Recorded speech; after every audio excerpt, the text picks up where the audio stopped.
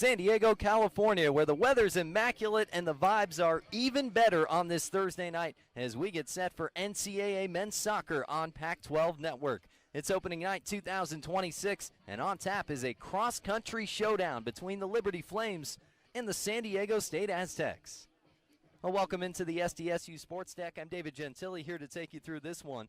It's that new for both sides this year, both in new conferences, both with a whole host of new faces, and for Liberty, the start of a new era under Scott Wells, who racked up 26 wins over the last 2 years at Gardner-Webb.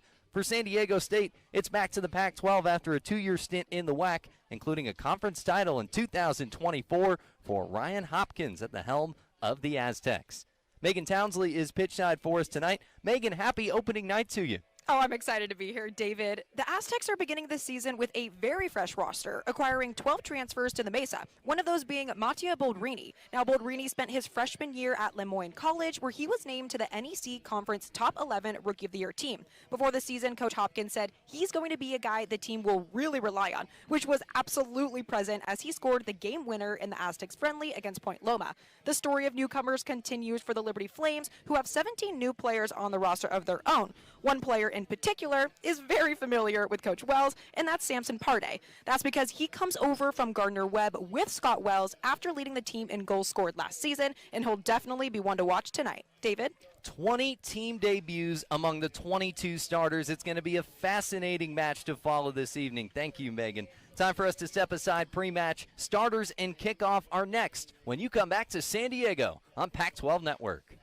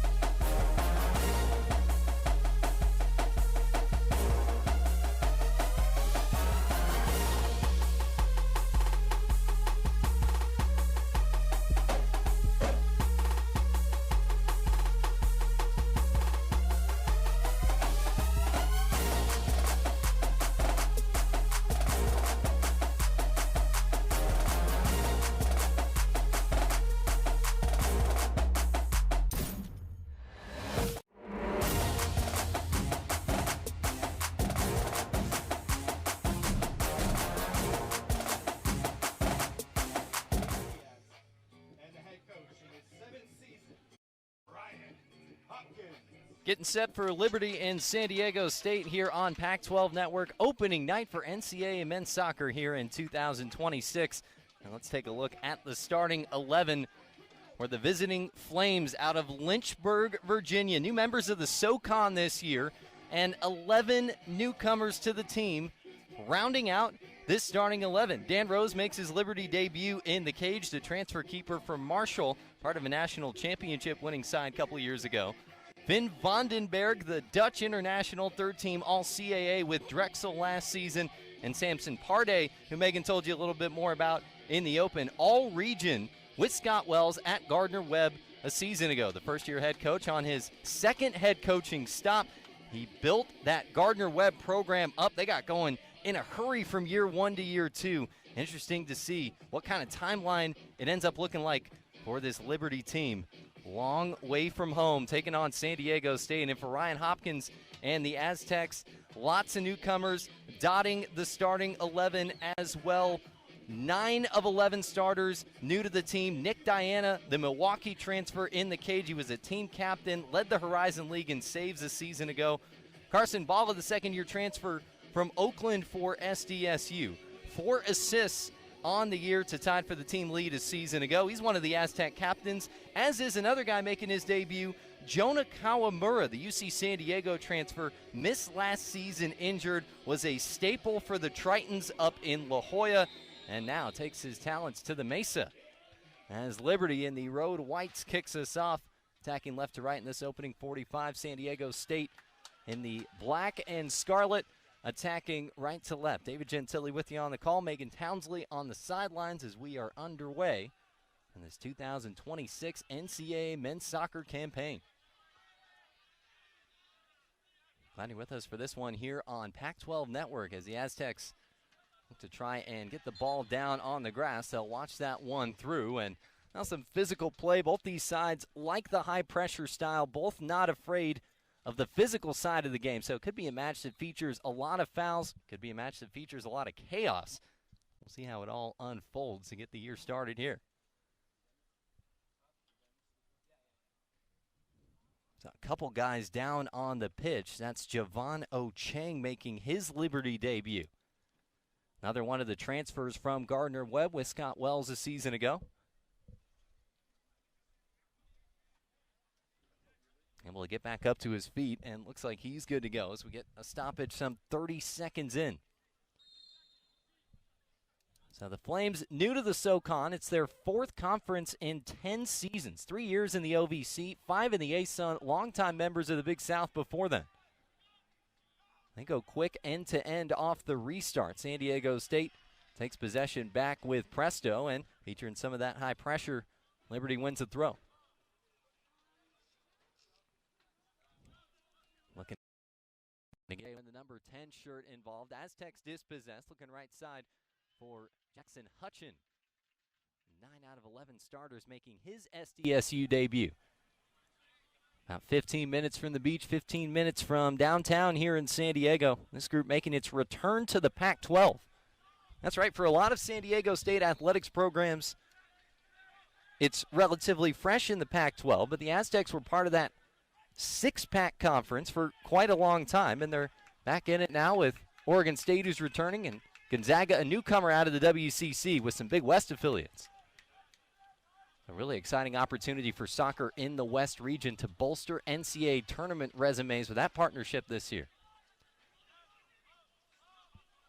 Flames get on possession here. Pablo Matavel, the Portuguese international. Look to settle it down along the back line. They'll get it to Oscar Vallejo. Some high pressure from San Diego State. And Hutchin looking to cause a little chaos for Finn Vandenberg, and he does that to win it back.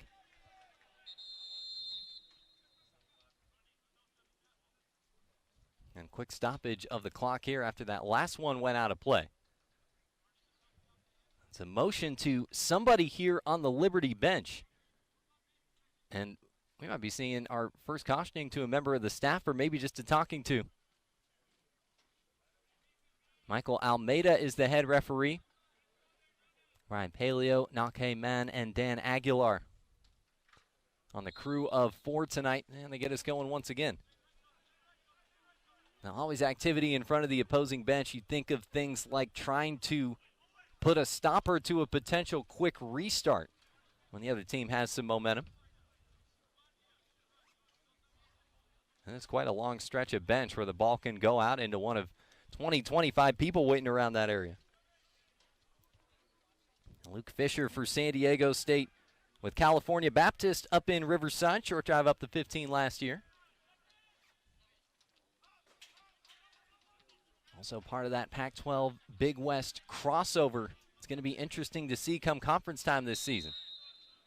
Offside flag goes up, and it's a free kick for the Flames. And Big West affiliates coming over for this year: Cal Poly, California Baptist, UC Riverside, and UC San Diego. For an Aztec team last season, finished the year 7-9-2. They went 3-2-2 in the WAC. A whole rash of injuries. Just when they started to get some momentum, 2 or 3 more guys, it seems, would take a hit.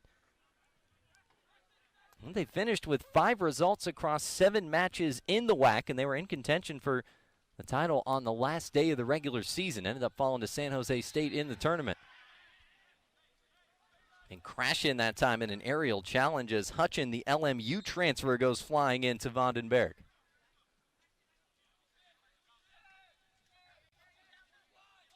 Now Liberty able to get out of its own half. Ronnie Gorman rolls a left-footed pass. Good understanding here to find it to Matavel, and that time they just knocked it out of play. Looked smooth, looked good for a moment. They had the triangle where they needed it to be.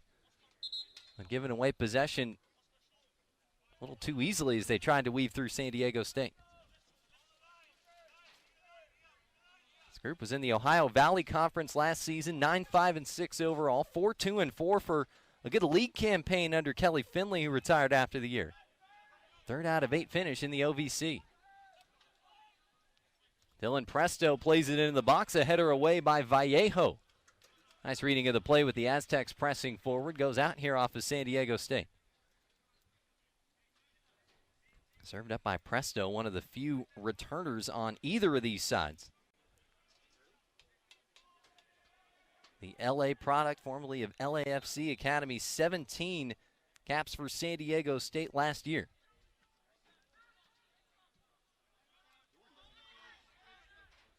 Popped up middle of the park, trying to take it down on the fly is Brecken Bowers for SDSU. Gorman collects for Liberty. Help behind him with Gonzalo Sosa, who turns centrally, trying to dribble through the pressure. Aztecs take it away, and the first time hit is stopped. Gio Aguirre looking to be opportunistic. Tests Dan Rose, but ultimately comfortable for the Flame goalkeeper. Now playing horizontally across that top of your own 18, it's a dangerous spot to be against high pressure, which both of these teams are going to be seeing a lot of tonight. Aztecs the first to pounce to try and make something out of it. But it's Liberty back on the ball, and that's something that's a signature of this team's style. Very possession-oriented group. Here on the build, gets a right-footed shot away from Parde. Ends up off the mark.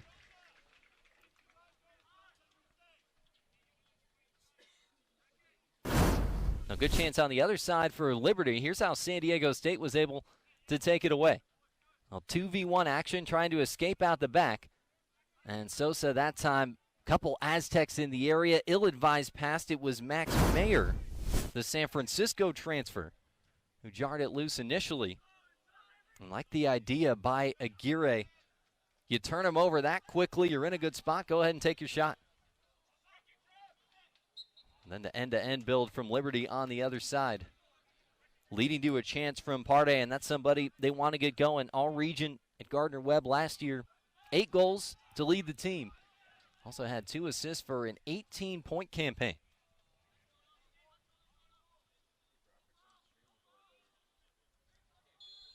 Working through a lot of traffic here.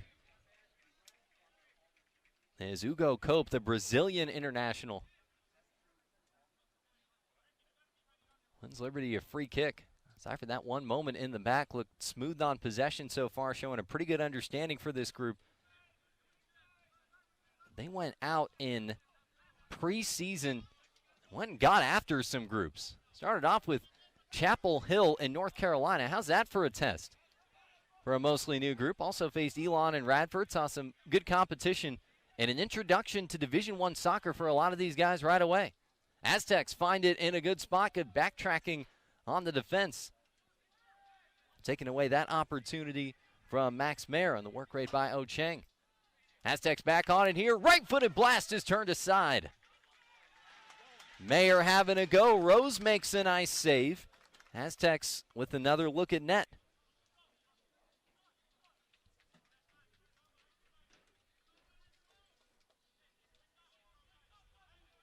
Finding a way to settle the ball down among the chaos in the 18-yard box there. Long throw coming in from Luke Fisher. Header out by Vallejo and away by Liberty. The Aztecs will go back end to end, get it here to Nick Diana. 3 seasons with Purdue Fort Wayne before joining up with Milwaukee last year.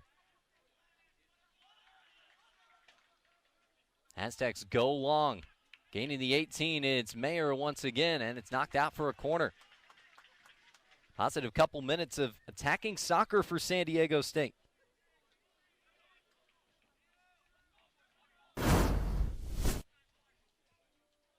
One more time on that last shot. Good settle down. Got it through the traffic on the setup by Hutchin, and then Rose staying low, staying in the way.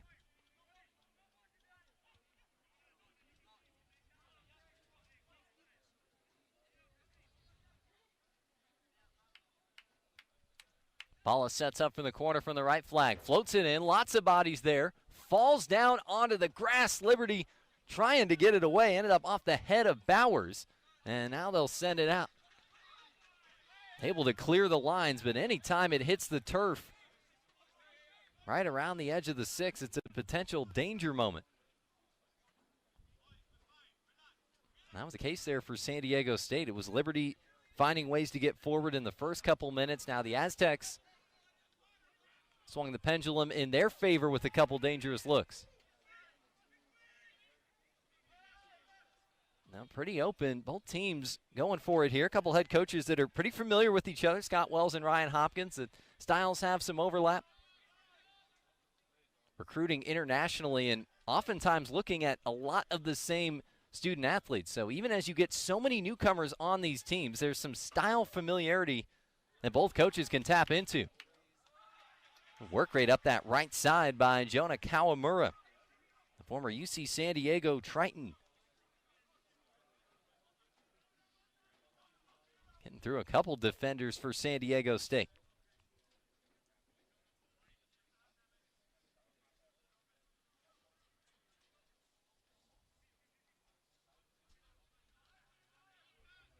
Long throw comes in down the right side. Liberty takes possession back.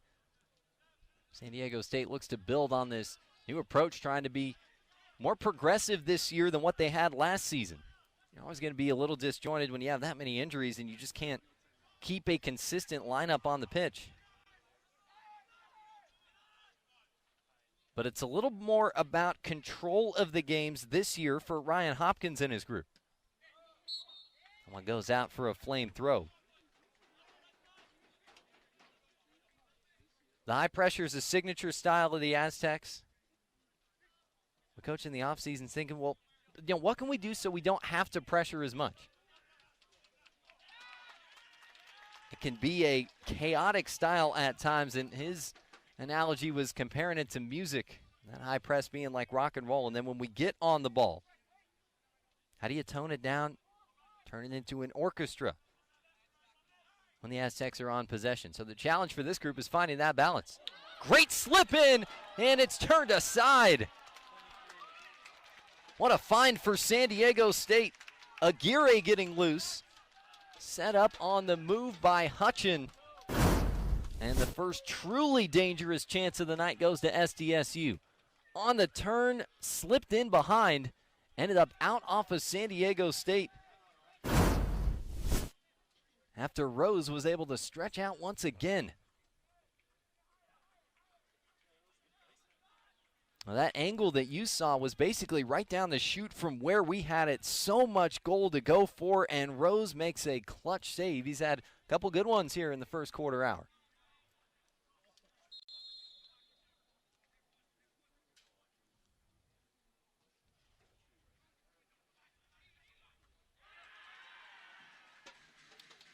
Aztec bench getting fired up as they disrupt the potential build out the back. And Rose had a good record at Marshall and a couple different keepers there in the mix. He went 6-1-7 overall. 4 clean sheets across 15 starts for that group. Now a late challenge in the middle of the park, and this should be our first booking of the night. Yellow card is out, and it's shown to Oscar Vallejo. Ecuadorian international coming over from D2 Montevallo. First to be shown a card tonight. Leads to a free kick and a good spot for SDSU.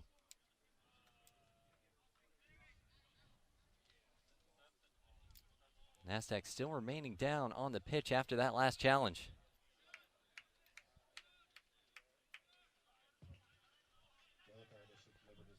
Now back to his feet. That was Dylan Presto on the receiving end. As you take another look, Presto stepping in and just got blocked up as he was trying to send it long.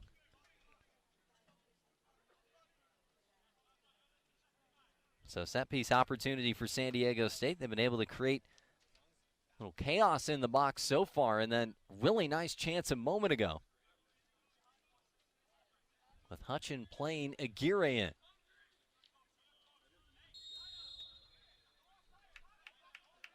Plenty of targets in the 18 to pick out. And it back down outside the box. Kawamura hustling after it. Aztecs stay on possession, working through a little bit of traffic here, and they'll come out with it and get it back to Presto. Chance to reset, recycle. They want to go quick with a lot of numbers in the area. Fisher streaking after this one and can't get there.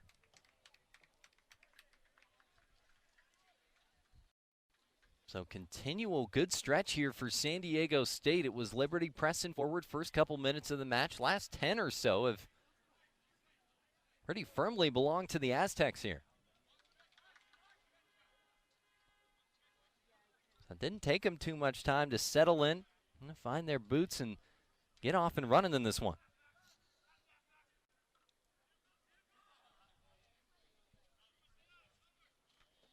So for Liberty now, the challenge at the moment, try and find a way out the back, but the positives for San Diego State still finding ways to be dangerous. You can have a lot of the ball. You can get forward with it. If you're not threatening the goal, it's not going to mean a whole lot at the end of the day. They've been able to do that. Now a foul gives the Flames a little bit of breathing room.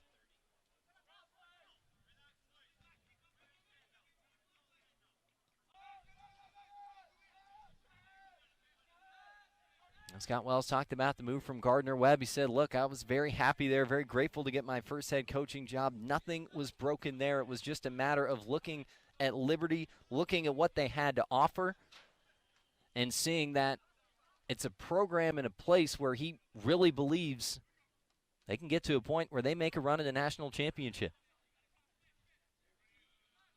Said it was just about getting up to speed, seeing the facilities and the resources that kind of changed the mindset of what he had in his head as possible, what he could do at his previous stop. And he said, we're clearly in a position to make some noise here. This group talks about obsession and relentlessness, the two biggest things in culture of the program.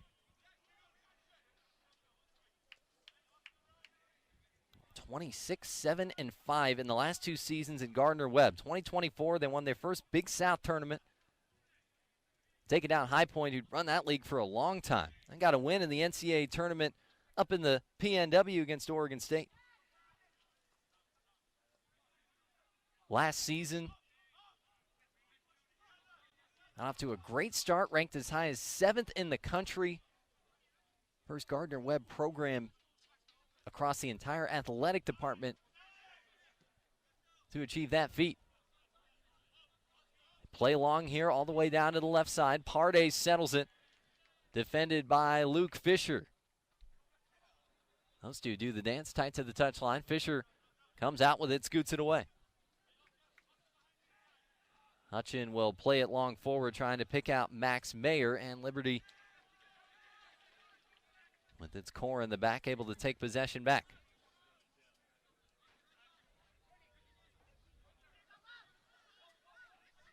Gorman plays it forward. Matavel working against Bala. And Bala wins the battle, wins San Diego State a free kick. Really calming presence for this Aztec group in the midfield. As the Aztecs look to get on the move again. Keeper is off his line. Flag comes up from the far side. So Rose active once again, going out and getting after it. And San Diego State's ability to play through the seams has been quite good to start out this match.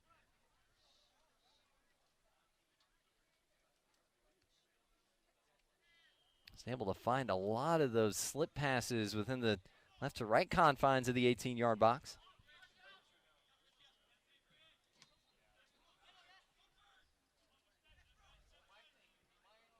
Liberty back on the move here. Salo dribbling against a couple Aztecs, ran out of room. Bala plays it long over the top for Max Mayer.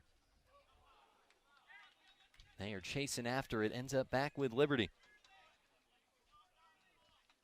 Didn't see any time last year with San Francisco. 4 matches as a freshman in 2023, 5 the following season. So a lot of time in NCAA soccer. Not a lot of time on the pitch for Max Mayer, but debuting in the starting 11 tonight. Mattia Boldrini had that goal against Point Loma for the Aztecs in their exhibition. And started out at Lemoyne, that NEC Top 11 Rookie of the Year team. He led all field players in minutes, going 80 plus 13 times and a full 95 times. So lots of experience for him, including a semifinal appearance in the NEC tournament.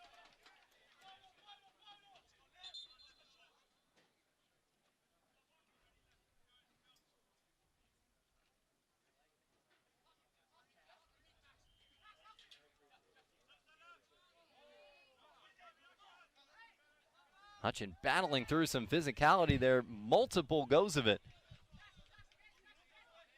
Ends up down on the pitch, and it ends up with a Liberty throw in here. This is an Aztec team that has been pretty solid in non-conference play.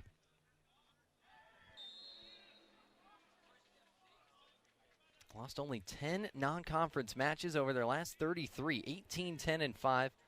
They're 19-6-2 on the sports deck in non-conference home matches here under Ryan Hopkins, who's in his 7th season. Finished with a winning record in non-conference play 10 of the last 12 years.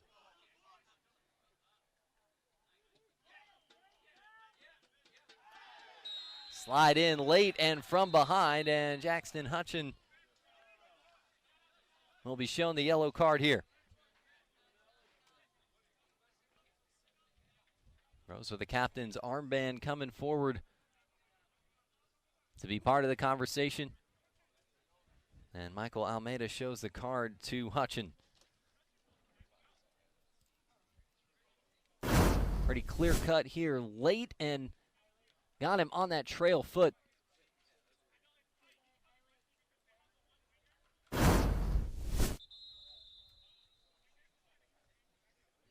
And now we'll be in for a VAR look.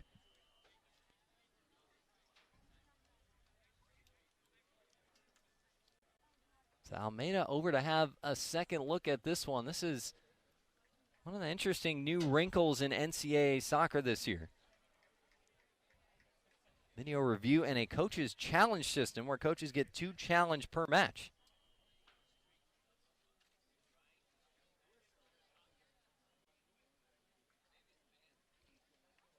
So they're going over and having a look at that last one.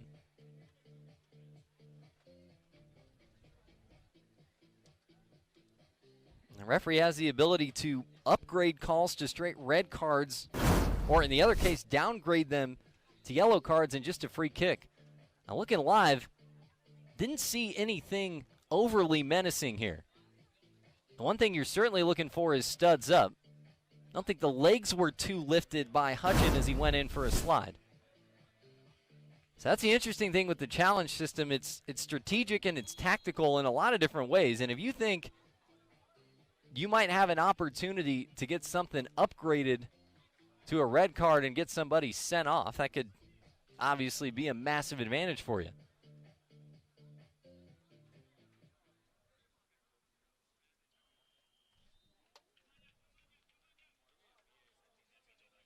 So nothing doing after that VAR, working to get what we can to you as far as info on the specifics of these reviews. But we do know it's similar to what you've seen in other collegiate sports. You can either confirm the call stands, or the call is reversed. It was a fairly quick review, thought it would be. And holds up as a yellow card for Hutchin.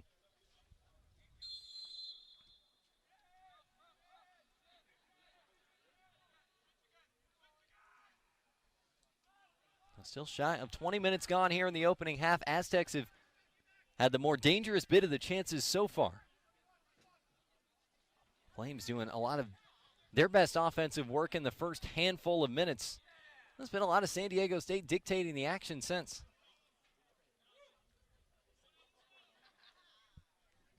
Popped around in the middle of the park, settled on by Gorman as Liberty gets running forward. Sosa, low cross in, first time hit, pulled wide.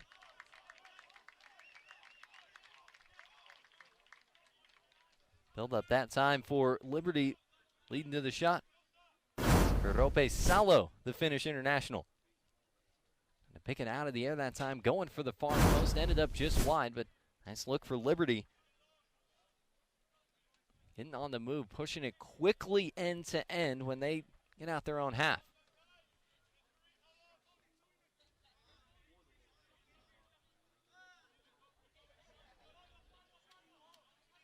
So Diana, who hasn't been called into action to make an official save yet. 3 on the other side for Rose, and a couple pretty good ones.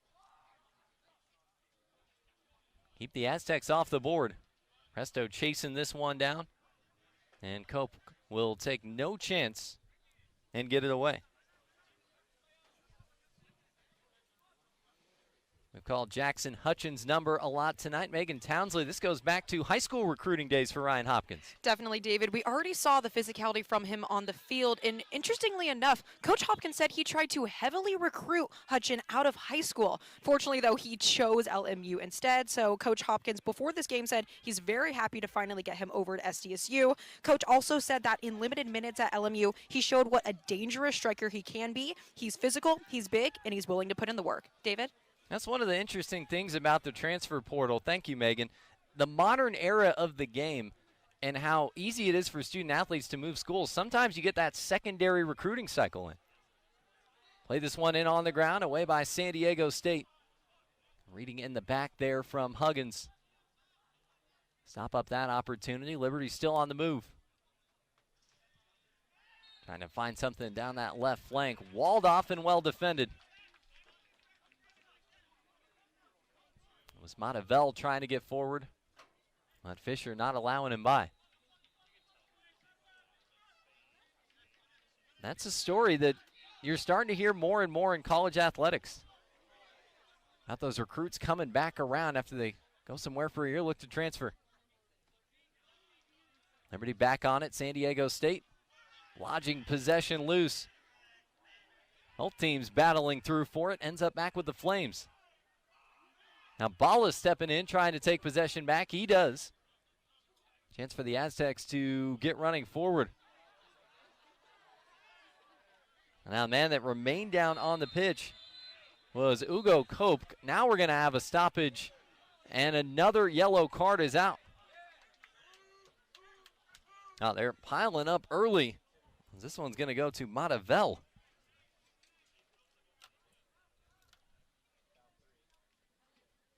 They heard some Bronx-style cheers for Cope, who remained down on the pitch, and the ball came back to him, then started playing again.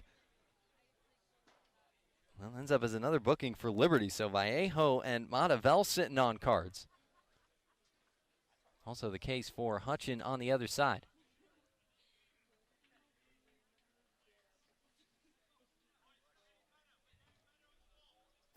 Another little chaotic sequence here as you take another look at a little more on the cynical side.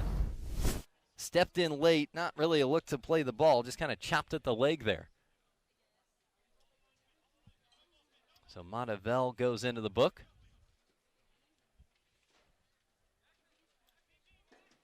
And Kawamura talking with Michael Almeida, trying to explain his side of what he felt on the receiving end of that challenge. Aztecs in the meantime getting set to make a substitution. They'll bring on Kean McCusker for an SDSU debut when they get the chance. Waiting on the touchline, and it looks like this is his time to check in for the first time with the Scarlet and Black. Hutchins sitting on the yellow will take a seat. So it's McCusker, the English international. Time with Birmingham City, going all the way back to age 13.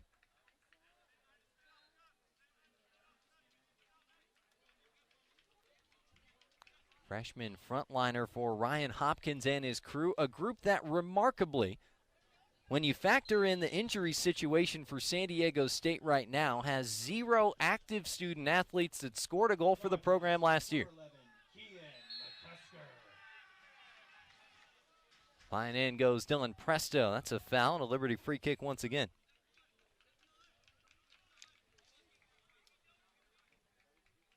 Only 2 players that recorded an assist a year ago. Bala and Presto had those marks.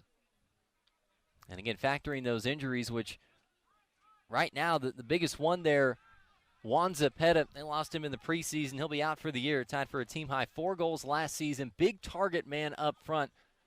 And no doubt a big loss with all the turnover that this group had.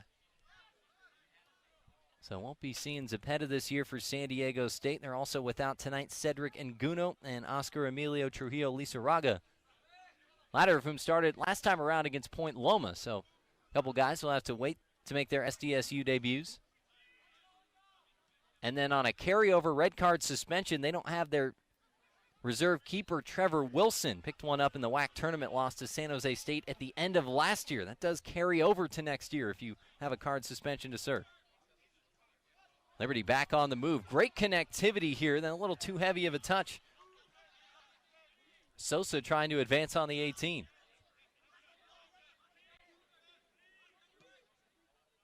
I want to switch the point of attack. Eyes up from Gorman, going all the way over to the left side. Across the face of goal and watched out by Diana.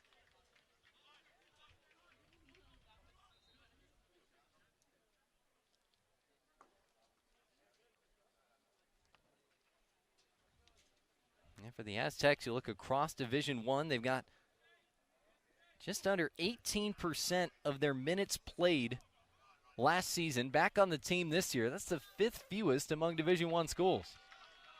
They get locked in the back, and the high pressure creates a turnover for Liberty. Sosa and Gorman providing the heat there. They get it back into play quickly, looking to fire one across. Huggins gets in the way. Comes out of it. Nice fancy turn that time from Gorman. Trotting along the goal line. Pounced on by Diana. Nothing doing there.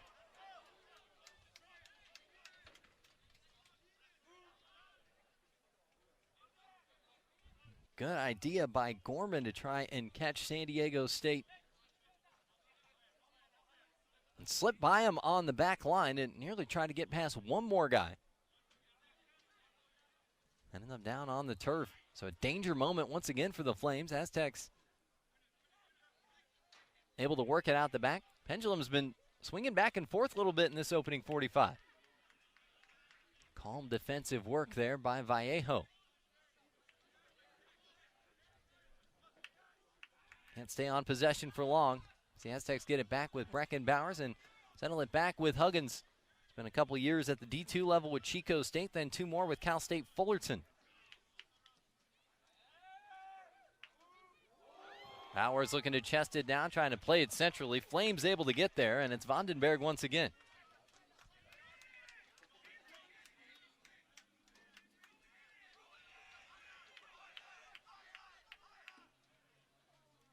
Aztecs imploring Huggins to try and go quick. Couple options down that left side.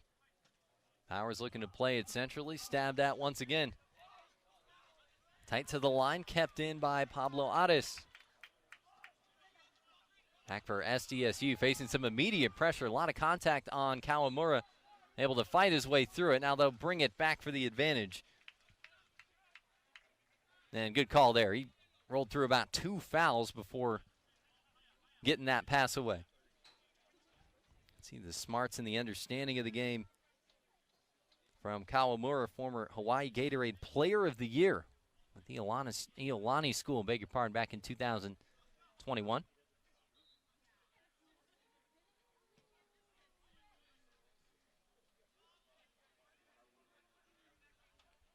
Aztecs playing the free kick long for the box. Mayer gets out that direction and gives away a foul.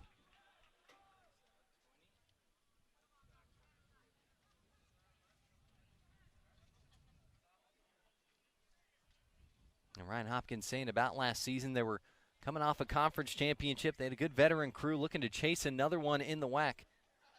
I said, look, it was a challenging season for a lot of reasons, but we learned a lot last year too. I learned a lot about how I want to coach, who I want to be around, and sometimes when you have some success, you get an opportunity to bring more talent in and around the group. But I'd say one thing we learned last year is that doesn't always make things better. So learned a lot going through that adversity about what he values for this San Diego State program. One thing he said is a nod to this very new look group this year is like, we don't have to do a lot to get these guys going and ask them to work hard. Bala stepping in that time, and he'll be the latest to go into the book. 4th yellow card of the opening half.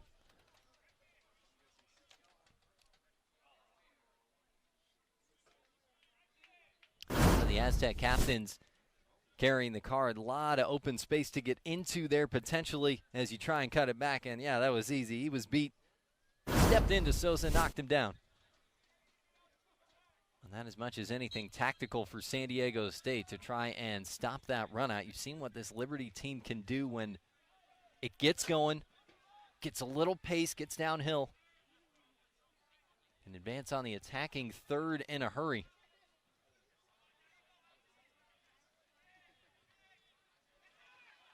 So you won't mind that one too much for San Diego State as the Flames win this throw.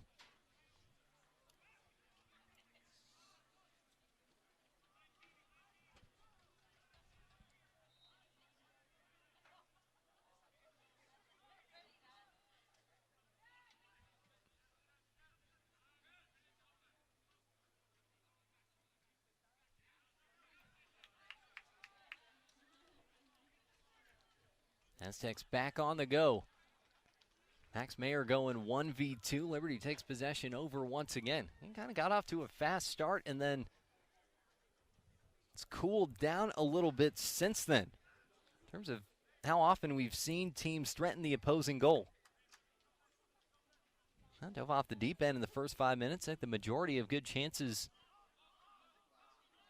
coming within that first quarter of an hour.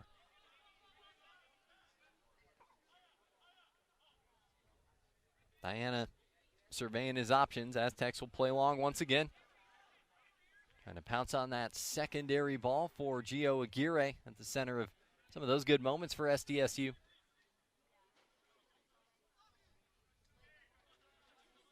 Parde relieves the pressure, goes back to Rose as we inch up on half an hour gone here.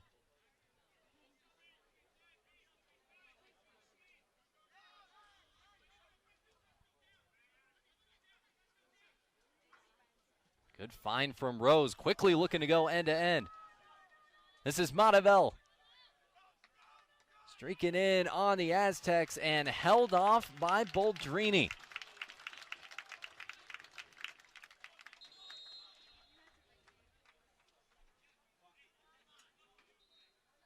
Aztecs showing Boldrini some love as he's able to make the play. Well, this is how quick it goes. I mean, that is 2 passes. And you're running 1v1, streaking down the right side. Very direct, very well done from Liberty, and then the defensive answer from Boldrini. See it out for San Diego State. Once he saw that little bit of separation he could get between Matavel and the ball. Back to him, kept him boxed out. As the Aztecs make another substitution, Nick Orth, the German international. 17 matches, 11 starts for this group a season ago. Played the most minutes among Aztec freshmen, just south of 1,000, with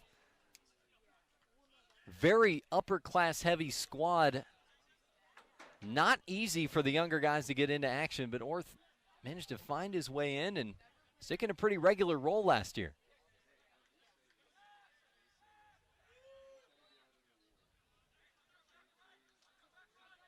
Aztecs' long effort thwarted by the Flames.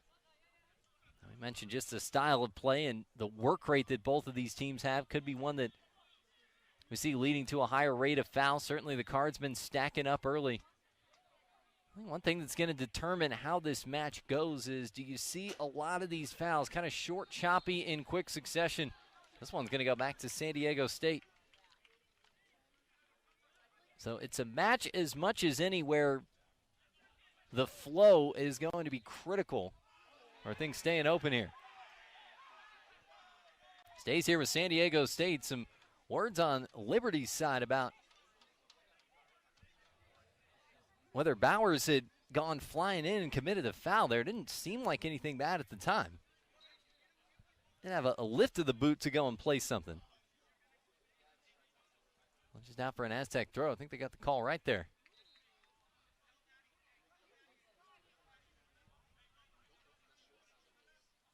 So the Aztecs settle in for a throw. Still goalless. 32 minutes into this season opener.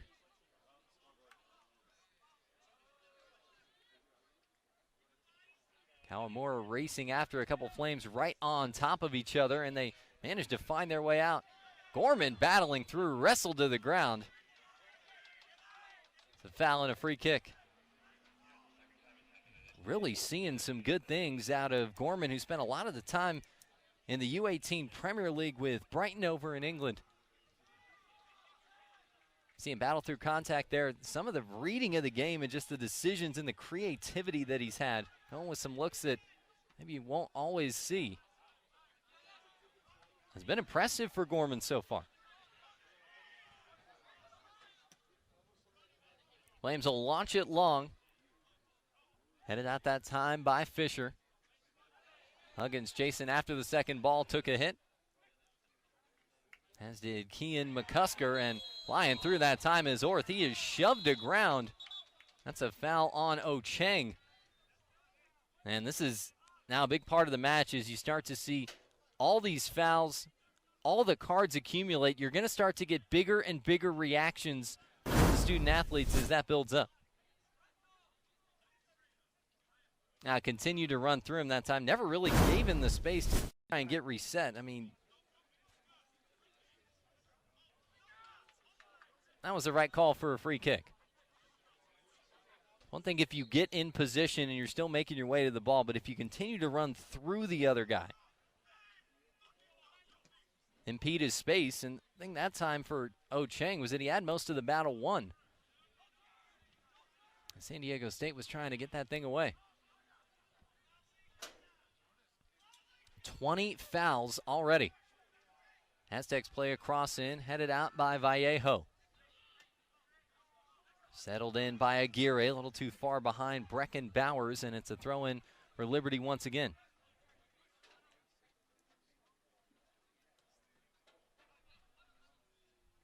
Scott Wells talking about the transition for this group, saying, man, it's been great. It was very stressful, but an exciting spring and summer for this group trying to rebuild.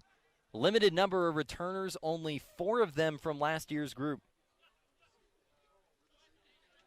And so the challenge always there with that inexperience, how quickly, how hard do you push things as you're trying to build your culture, as you're trying to get these guys to understand how each other plays. Right now it's Parde setting up with the left through some traffic. Jarred loose in the 18 and out by San Diego State. Balla right on the spot as that one was rolled into a good area for Liberty. 10 minutes to go here in the opening half. No injury time in NCAA soccer, so we'll play right up to 45 minutes on the nose.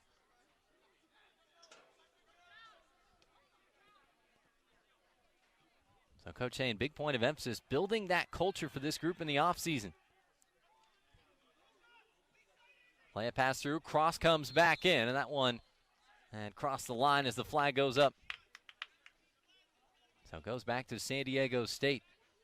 We're liking some of these different looks from the Flames playing the ball in on the ground, and some of their dangerous looks have come end to end. They're also showing they can do it on a little bit of the slower build.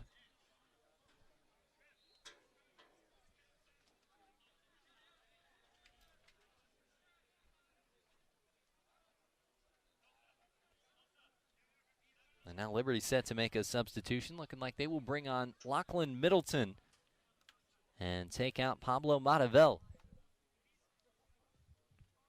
NCAA debut for Middleton, who's a sophomore eligibility-wise out of Sydney, longtime member of Sydney FC.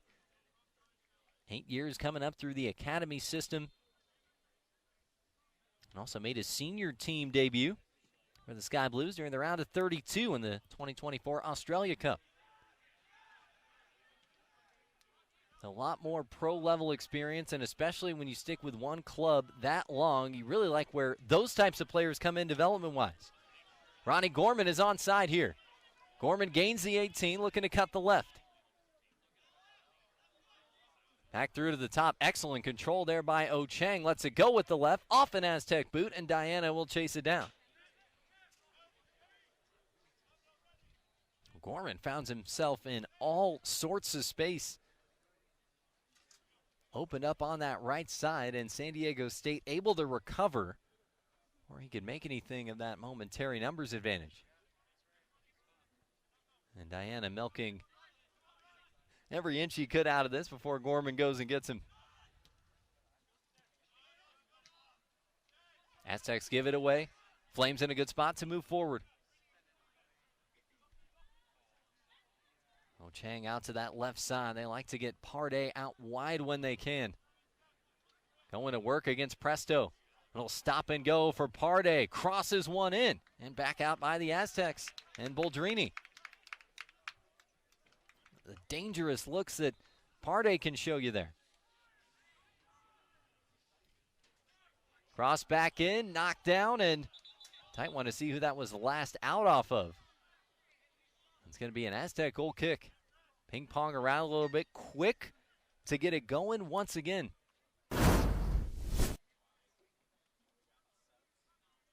That quick burst of speed, and Boldrini, that's really well done. Your momentum's taking you toward your own goal. You're sitting in the goal mouth. Lunging in, able to play it away out to the side. And note on Boldrini coming in, was scoring the goal for San Diego State. And that exhibition win late over Division II Point Loma, but you're seeing a lot of what makes him really valuable for this group. And that's the defensive shifts that he can put in.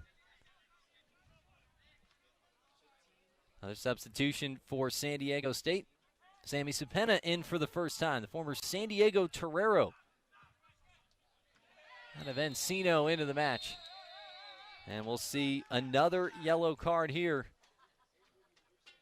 Well, perhaps we did. We saw the stoppage initially for that challenge by Sosa.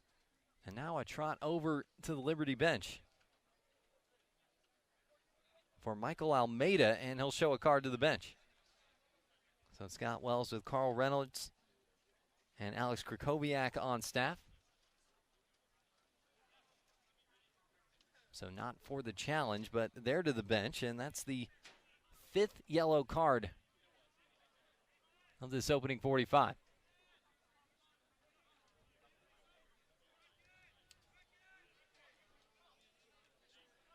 So a little more than 6 minutes to go until we get to halftime.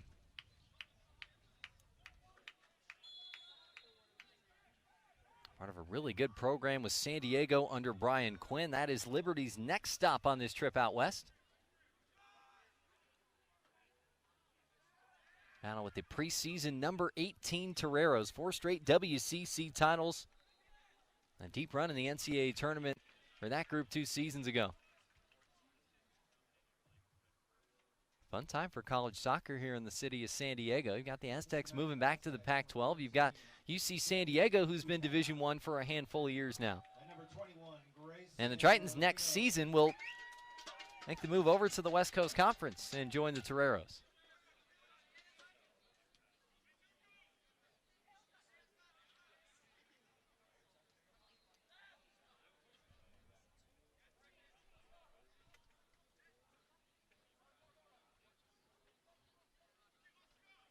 Rose surveying his options, leaves it for Vallejo.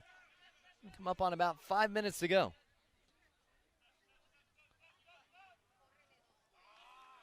Slid out of play by Huggins, stays with Liberty.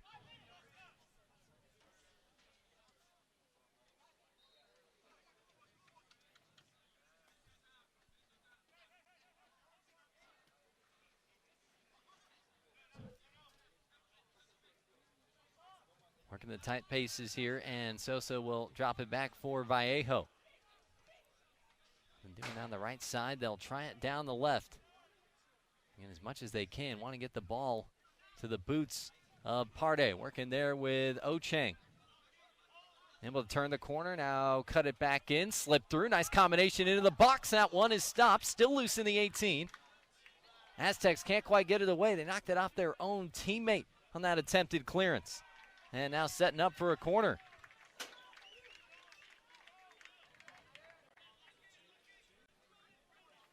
Now Megan Townsley, Javon Ocheng is an outstanding story for the Kenyon International. Yeah, and we saw some real emotion from him earlier in the game, David, and that is because being here and playing for Liberty means so much more than just 90 minutes on the pitch. He came from a place in Kenya where his family didn't have an abundance of food or good sources of water, so his family put him to work at an early age, whether taking care of his siblings or finding ways to just put food on the table.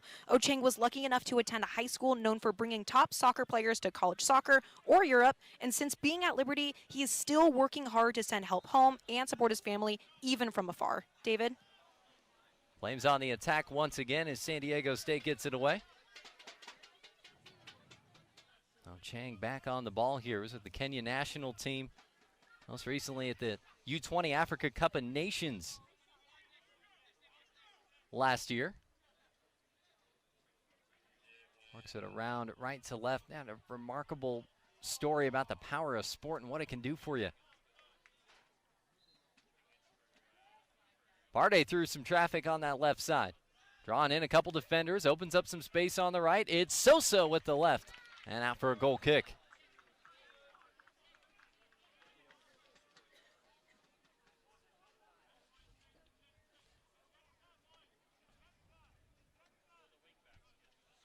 Pretty cool story as well for Ocheng. Scott Wells saying, man, a guy who absolutely loves his family, didn't want to leave him because he knew, Megan talked about, you get put to work early, and that's a potential source of income that goes away from the family. So he said since he's here, he's been doing everything he can to try and work on campus, try and send some things home to the family when he can. And Scott Wells actually went to Kenya, visited Ocheng's family, and he said he put together a whole bunch of stuff to send back to him. So a remarkable story. Or Ocheng, whose arrow continues to point up for this group. One of the guys on this team you shortlist is having a good pro prospect. Also been with the Kenyan senior national team, played at a high level over the summer for USL 2. He is definitely on the pro radar.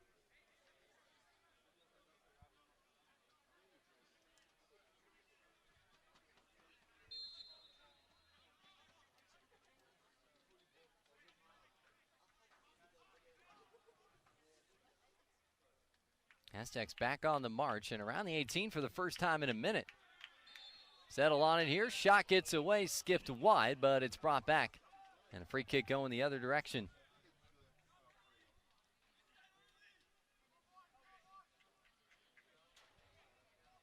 A little more than a minute to go in this opening half. Goalless between Liberty and San Diego State in a first 45 that's taken a number of different forms so far. Both teams have found some times to get forward, found some times to dictate the action.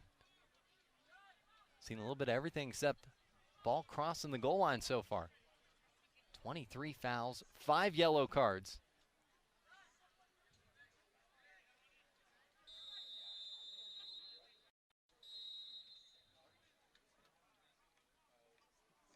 Battle of groups with similar styles here as we see both teams heading over to the bench.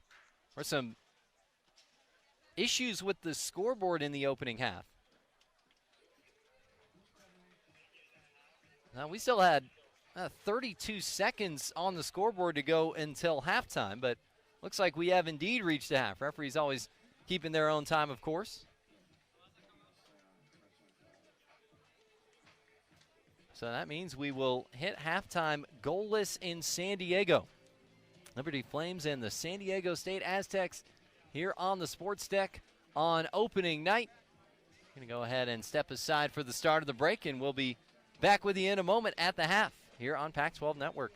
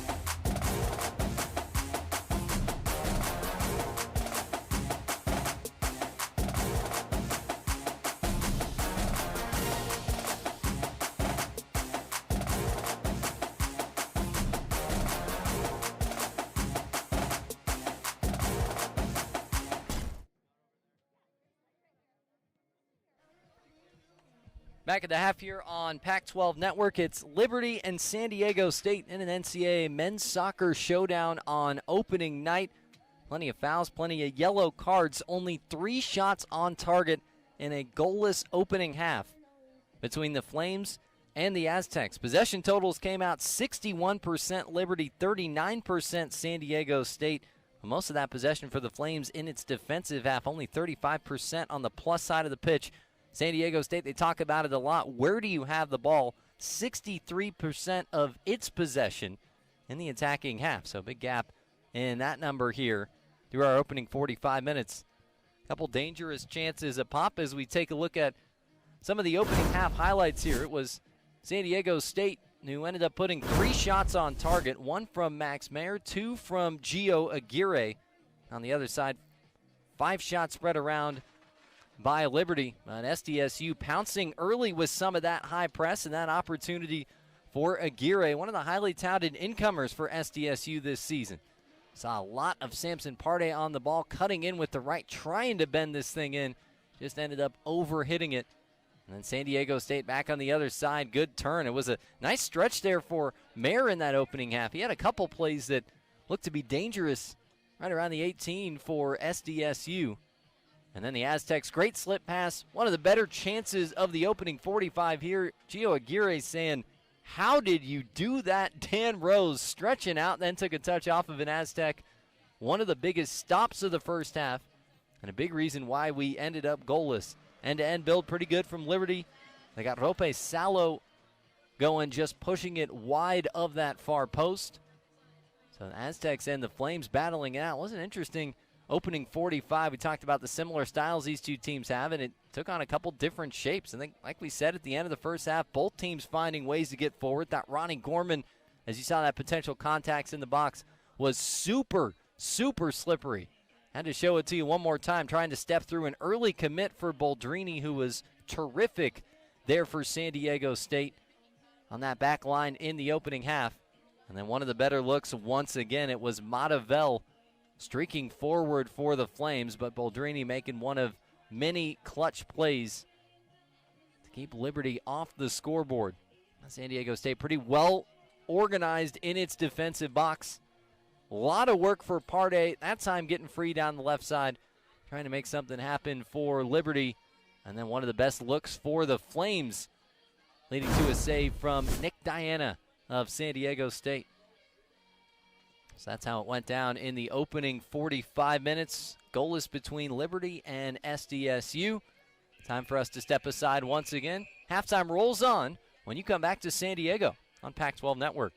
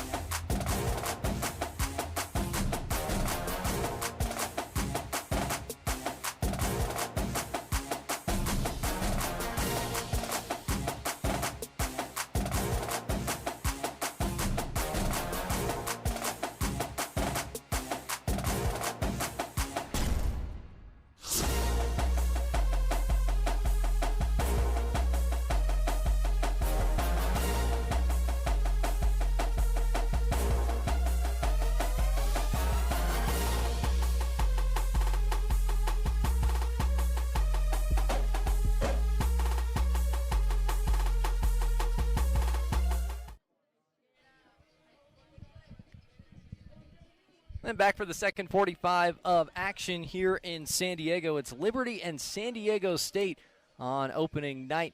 Goalless between the Flames and the Aztecs. Through 45 minutes to start. Let's see what's going on elsewhere tonight. First in the SoCon Liberties Conference, and, oh boy, not a great start for number 3 Furman. Taken to the shed by Clemson in a 5-1 defeat on the road. Wofford and Gardner-Webb locked 0-0 late in the second half. And some of the results already in the books. UNC Greensboro picked to go second in that league this year. 4-1 winners over VCU at home, the 14th ranked team in the country, taking care of its business. Eastern Tennessee State on the road, picking up a win, 1-0 over Queens. Florida Atlantic, 3-0 winners against Mercer. And Elon taking down VMI 3-0. When we look at the Pac-12 and the affiliate members of the league, Oregon State and UC Irvine, an absolute banger in Orange County. 3-3 with about 5 minutes still to go in that one. Gonzaga hosting Fordham, 0-0 just into the second half.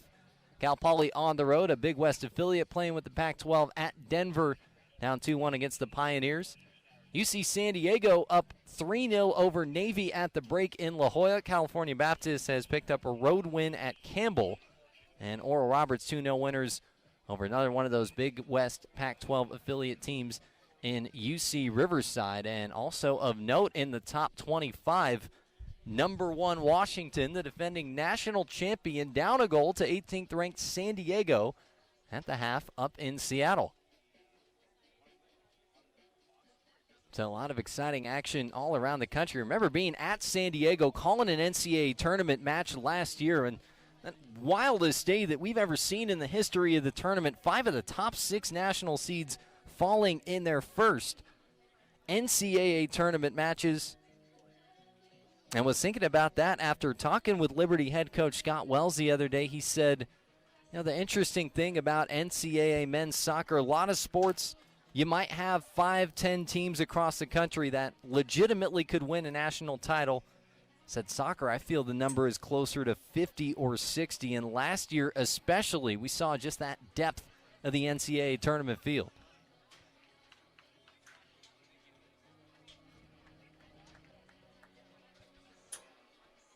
Aztecs will get set to kick us off.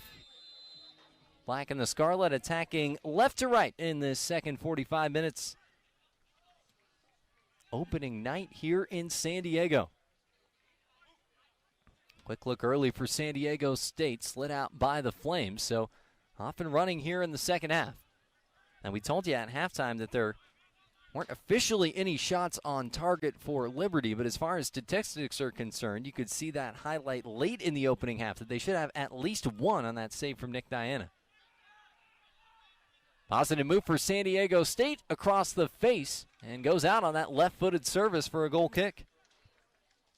So the Aztecs switching up some personnel at the half and introducing the man who fired it in there, and that's Grayson Moreno. Another of the LMU transfers making his San Diego State debut here off the bench. And that in-between shot cross right there stayed inside the confines of the six. Good look for San Diego State coming out with some purpose. Here to start the second half. First half that saw both teams find some moments. More choppy than less, though. With all the fouls, the handful of cards. Interesting to see how much that continues into the second half. Number of fouls goes down, then you might start to see the flow, the build-up, and get a little more end-to-end. And both sets of student-athletes, they'll be looking to deal with whatever comes their way, whether it's fast-paced, slow-paced. Starting off this 2026 season.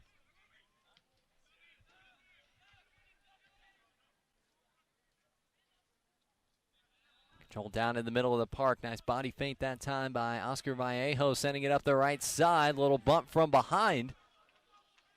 Ball stays in play. They say nothing doing there.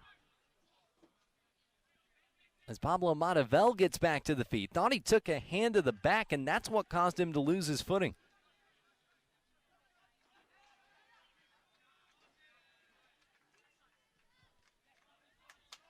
Back with Liberty. That one flicked up into the middle of the park. Nobody there to get on the other end of it from Ugo Kope. Now Ochang working his way out of the midfield, trying to time that run of Pardee going down the left side. San Diego State able to intervene, and Diana Netminer comfortable with the ball at his feet. Now the Aztecs looking to run out the other direction. One body goes flying. Looks like they got a handball that time that'll send it back the other direction.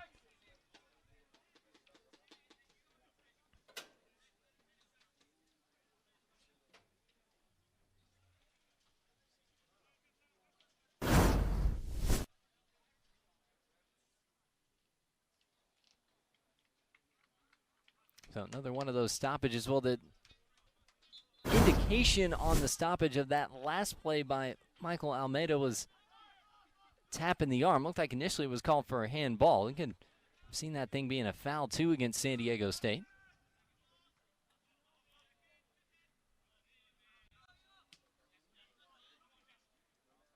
Chested down into the middle of the park. Read nicely by Presto coming forward on a sliding challenge. Hutchin trying to draw the foul there. Went to ground, nothing doing. And slipped through a couple Aztecs and a free kick for Liberty.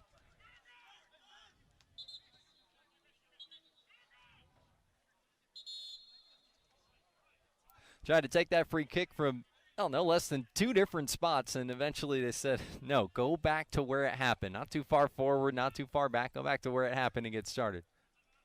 A lot of teams will favor that quick restart style. Keeps you in flow. Now that one hits off the referee. So he brings it dead. This will stay with Liberty on a drop ball.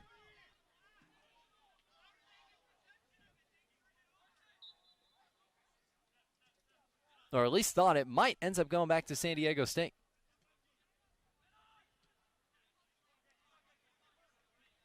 Aztecs with some good progression in the first few minutes of this second half out there with crew of Diana, Huggins, Boldrini, Fisher, Presto, Moreno, Bala Kawamura, Orth, Max Mayer, and Hutchin. 11 for San Diego State to start this second 45. Used 2 of those substitution moments out of 6 in the opening half. The other side for Liberty, it's Rose, Sosa, Vallejo, Vandenberg, Ocheng, Matavel, Pardee, Salo, Middleton, Kope, and Gorman.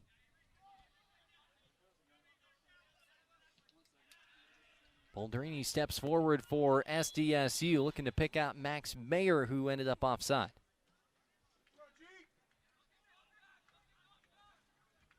Aztec group that had a senior class of 15 last season. So it was always going to be a lot of turnaround coming into this year anyway. It's the most newcomers in program history with 20 out of 28. You had 22 of 28 guys, factoring in a couple returners who had never taken the pitch for the Aztecs coming into this season. So these two teams connected in a lot of ways with all this roster turnover going to a new conference. It's an interesting matchup to start the year. Aztecs looking to go forward. Good dispossess there by Vallejo. Now he'll streak his way into the midfield, trying to advance it to the next line himself. Aztecs smash it away and ends up back with Rose.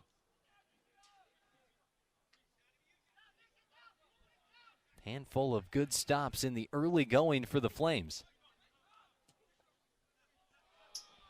Finds it through here for Pardee. Offside flag stays down. Pardee is in around the keeper and home free as he slots it away. Samson Pardee, the all-region man with Scott Wells last year, finds the back of the net for these two in their new home, and it's 1-0 Liberty here in the second half.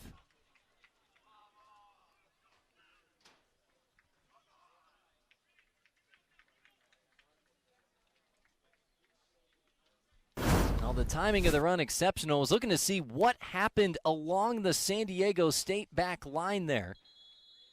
Pretty well organized for a good chunk of the match. Disjointed then, but Pardee dancing around some Aztecs, opened up the space, did all the early work to make the finish easy as you like. So a goal as it stands, but now a VAR check.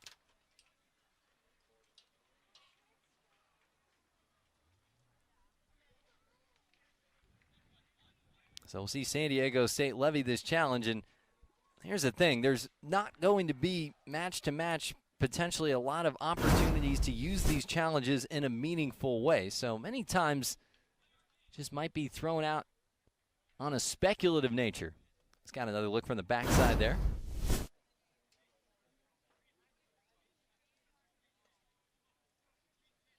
So 2 challenges per match for the head coaches.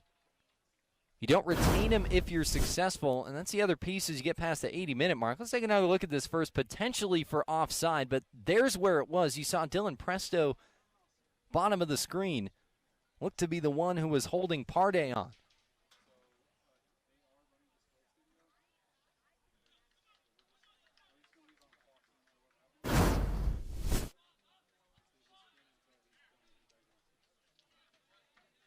Aztecs got the ball down, ready to kick it off. Still finishing up some of the details here of the VAR check.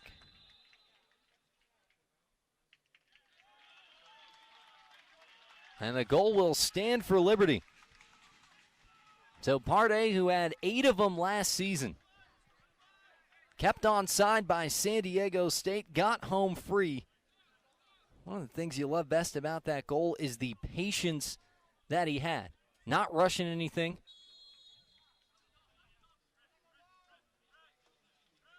Playing it at exactly the right tempo, forcing Diana out, getting around the Aztec keeper, and finishing to make it 1-0 Flames. Talked about San Diego State having no returning goal scorers among the active group from a year ago. For Liberty, a team with only 4 returners from last season.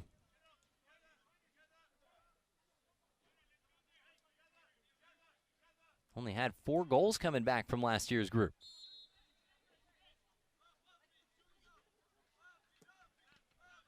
I'm bringing in a couple guys, Pardé especially, who can do it at this level. Cope gets an assist in his NCAA debut. And Vandenberg also picking up an assist. It's one thing that they've kind of been building to that sort of play throughout the match. Quick, fast, end-to-end. Caught an Aztec defender too far back, keeping him onside.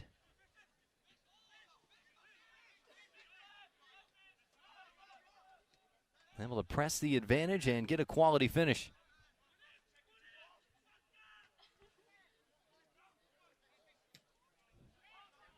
A boot a long one forward here, and Diana can settle on it now for San Diego State.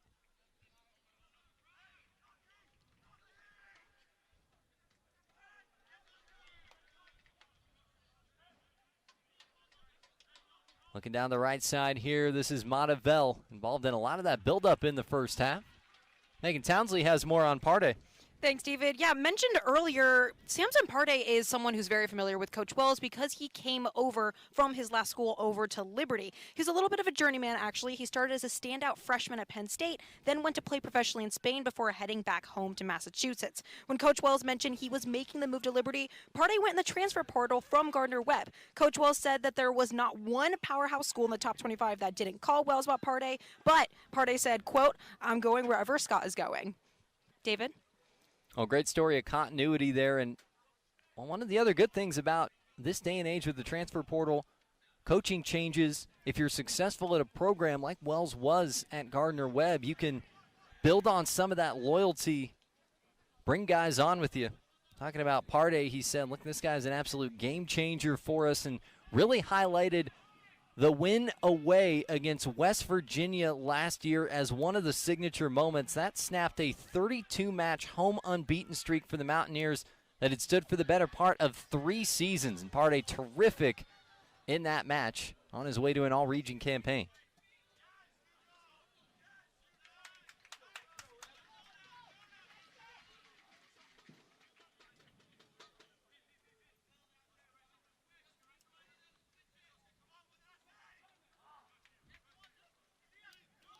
Got the ball to his feet a lot in the opening half, down that left flank. They're back on the move here. Another opportunity is through and in. Let the offside flag comes up. Let the action play out as the referee's assistants are taught to do. But then they throw the flag up after it hit the back of the net. Diana got a piece of it. Wasn't enough to keep that effort out.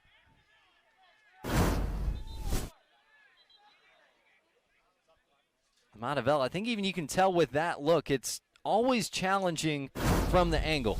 If the down-the-line shot isn't available, and now Ryan Hopkins will get a yellow card for dissent. Presumably for dissent, we should say. Can hear a little bit of that from all the way across the pitch.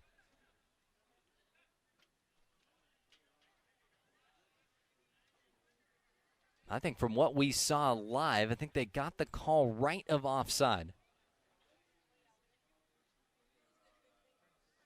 Well, this will be another one of the interesting wrinkles as replay review expands. And it's not new in the NCAA game at this point, but with the challenge system, how these reviews are called for and initiated and asked about, that's going to be the different piece.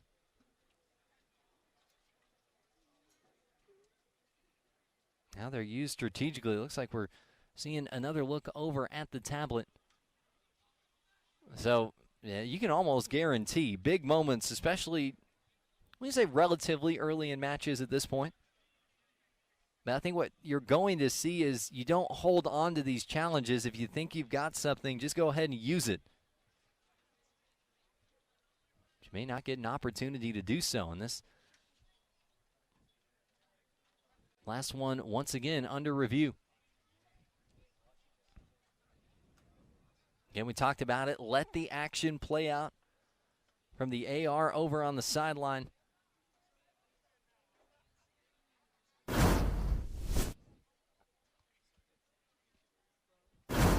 then flag went up after the ball had crossed the line. So everybody anxiously awaiting what we might end up seeing out of this one. Farther up the pitch than the furthest defender. That looks like it's going to be Huggins, 2 for San Diego State. That's pretty tight. I mean, off of our angle, we won't be able to give you anything definitively there.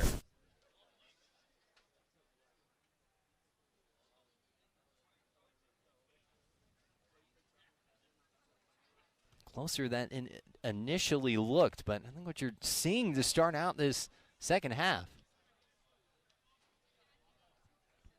is a lot of that direct running from Liberty, and guys are getting in behind the San Diego State defense. Happened with Pardee leading up to the goal. Found it right there, even without a big-time numbers advantage. It looks like after review, they've determined that Montevel was onside, and the goal will go for Liberty.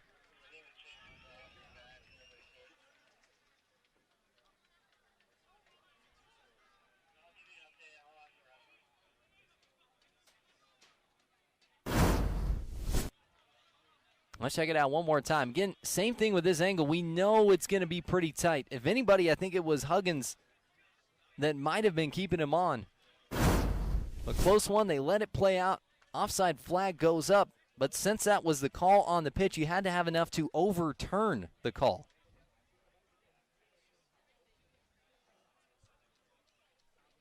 So it is a good goal for the Flames. And that's the other thing. For what it's worth, video review is there to get the calls right, and you absolutely love that. But we're going to have a lot of interesting and somewhat anticlimactic moments.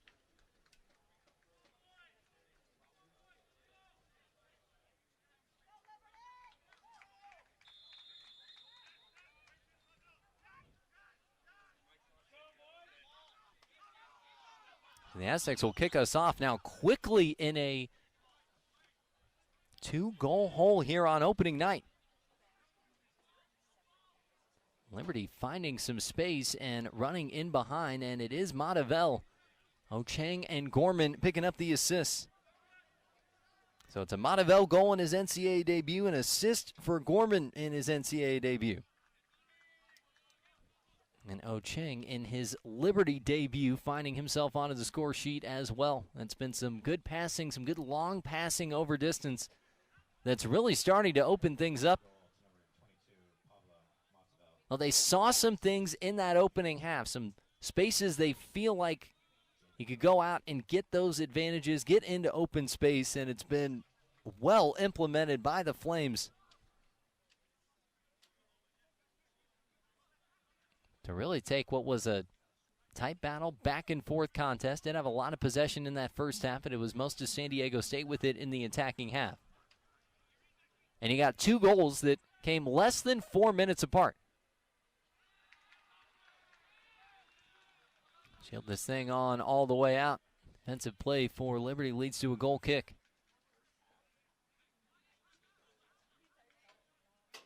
Partey in the 52nd, Montevel in the 56th. 2-0 Flames on the road in San Diego.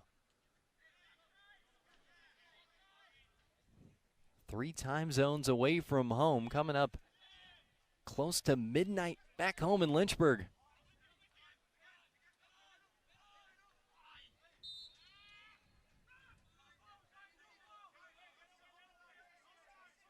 So as far as what officials have access to when they are doing these replay reviews, it is a combination of some of the shots that we show you.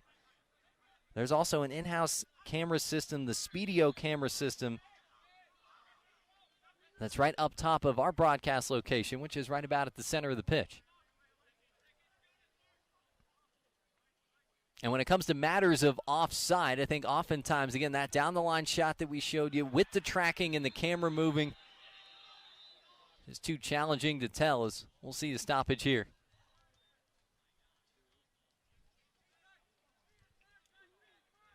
Now calling over Avery Huggins.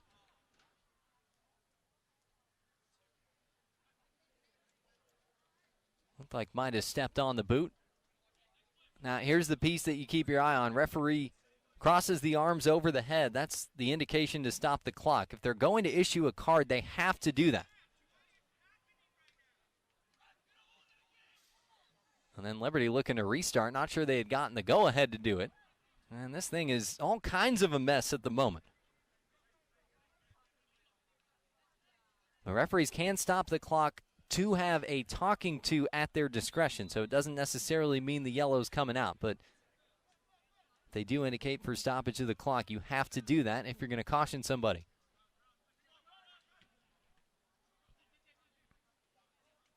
Aztecs flick a header on.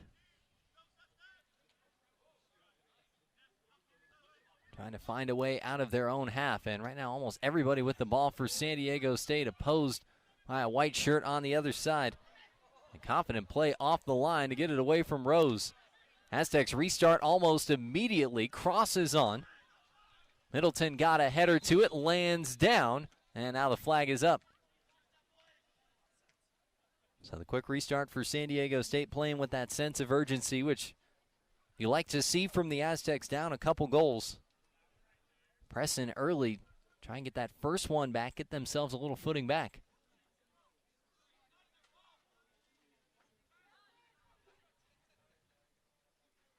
And one thing coming out of the preseason for Liberty, we talked about that matchup against North Carolina. First one that they played, they scored 4 goals, they gave up 5. And Scott Wells saying, well, if there's anything that we had a concern about coming into the season, it's been where we're at defensively. Right into Dan Rose once again, but a couple times that he's been in trouble, he's made the big kind of saves that you have to make in those moments.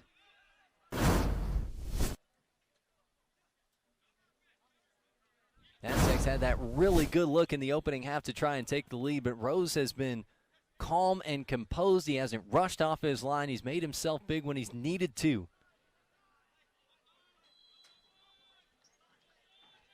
It's a really underrated piece of where we're at in this game right now. Of course, you're going to look at the state of this thing and say, well, 2 goals in less than 4 minutes. It was about turning up the offense, but it was about Rose and the big saves early. that helped set the tone.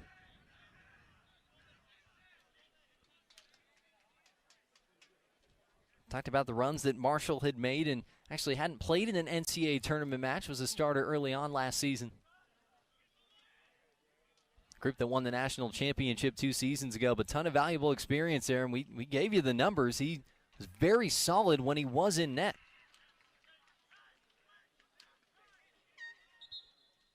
So good pickup and some ready-made experience from a high-caliber program. He's in good form to start his Liberty tenure. Aztecs make another substitution. They bring Gio Aguirre back into the match. One of the young stars that they're excited about, a standout newcomer for this group. Ryan Hopkins saying he's got some special qualities and the ability to be a match winner for us, and was at the center of some of those bigger moments in the opening half.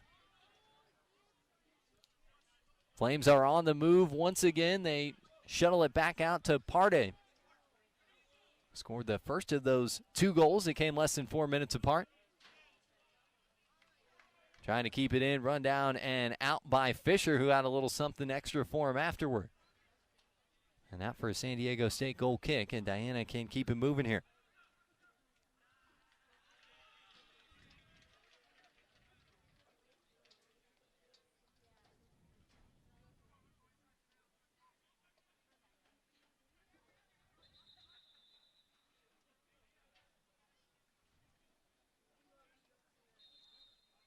This is one thing for San Diego State. Liberty played those 3 exhibition matches. The Aztecs only played 1, and they played it against a solid Division II side in Point Loma.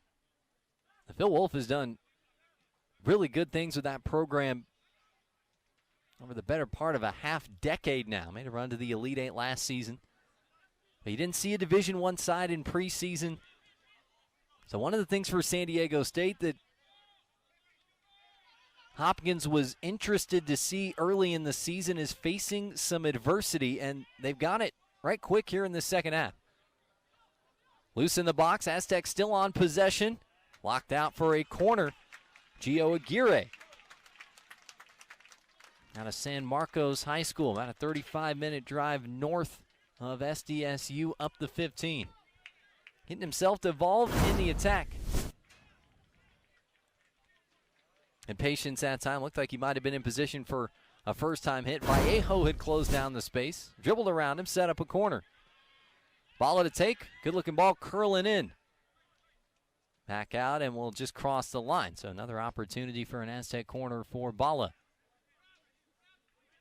This program pretty typically solid on set pieces, and they've got a lot of targets that they can pick out.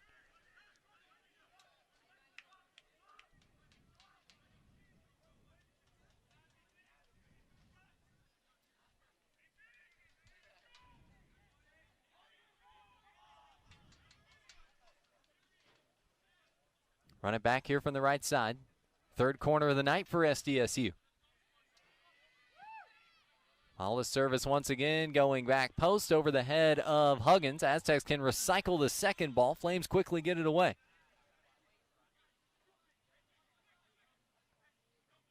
Now a chance to try and canter out the other direction, but Ho Chang that time just ended up running over it. Good show of sportsmanship. You can see on the other side from Ryan Hopkins, could see that he was going full speed and maybe about to crash into one of the chairs over there.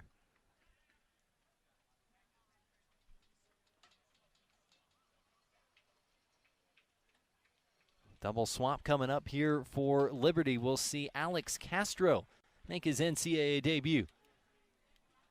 Castro front and center on your screen right there, the freshman out of Lafayette High School in Lexington, Kentucky.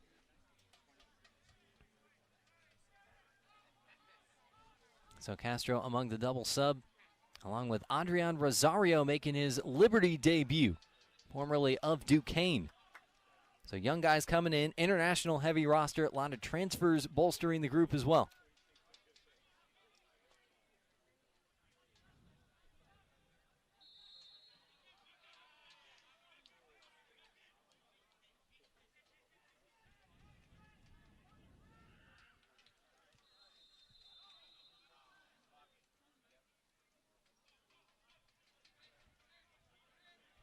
Well, in the stoppage and before the free kick for San Diego State, another yellow card going to the Aztec bench. So we've seen 2 yellows to the SDSU bench, 1 to the Liberty side.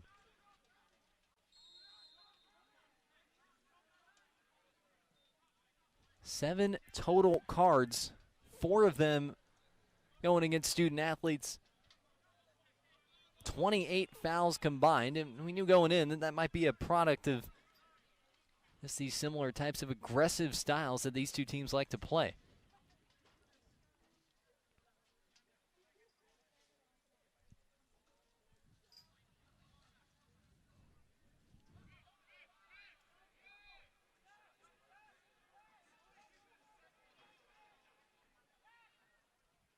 Liberty off the restart with the throw, play it all the way back to Rose.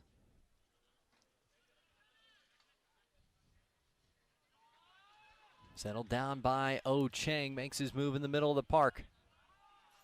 Out to the right side, but too far in front of Castro with some of his first involvement. Opportunity for the freshman to get into action here for this group.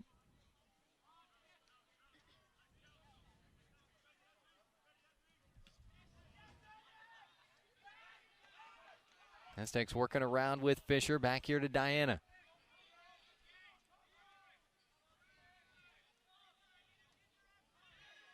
Long look at it here, and that hesitation leads to the pocket being picked, or at least dislodged for the moment. Montevel on that one, bearing down on Avery Huggins.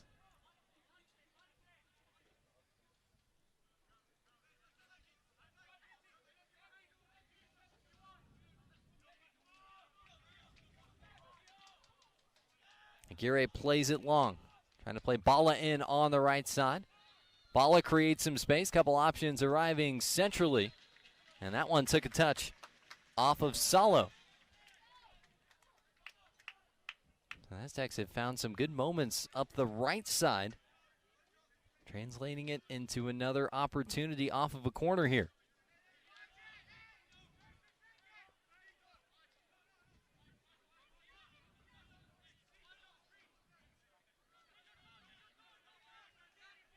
Two chances just a moment ago. Curls this one in. Liberty with plenty of numbers in the area, and they'll get it away. The ball ends up in a good spot, but well defended by the Flames as it was last time. Then they get it out and win a throw quickly. Off the effort moving forward from Castro. But like the placement from Bala, who's going to be on a lot of these set pieces for SDSU this year. Those last 3 corners, that first and third one. Second was a little overhit, but the first and third into good spots. Not obvious keeper's balls, right? Kind of on the edge of the 6. That high volume of numbers in the box for Liberty as they're able to unlock one out of a tight space and try and play it forward. Some of that good organization on the back, and a good thing to see for a group that, again, we told you about. That was one of the bigger question marks coming into the season. Just what does that defense look like coming off some higher scoring exhibition affairs?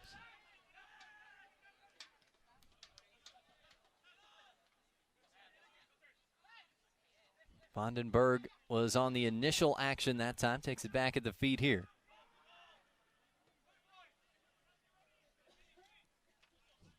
This is a guy for this group who,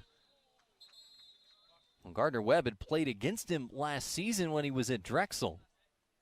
And Scott Wells said, man, I thought that Finn was one of the best defenders we played against. Really creative, really comfortable from the back, ahead of his years in terms of what he can do with possession. So somebody that you identify with all the movement in the portal. We talked about the re-recruiting process on the San Diego State side with Jackson Hutchin. And then the other piece of that is you see some of these guys, and, hey, we played against him. He was good. You make a note of that. Come out in the portal. Maybe it's somebody you ID as one that could be a good fit for your program, and you have that firsthand experience of seeing him live, scouting against him, and knowing the kind of things that they can bring to the table.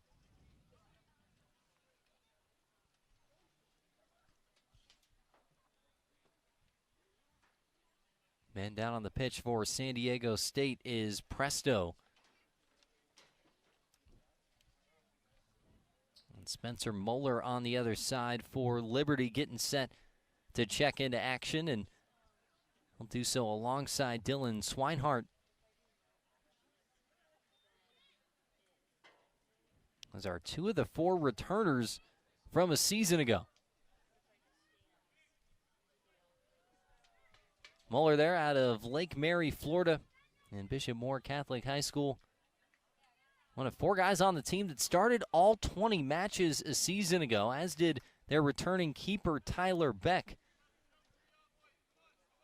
So they've got some good depth, good group of guys coming off the bench for this team. Just that little bit of experience and continuity having been in the program. And Moeller, for his part, goal and an assist a year ago.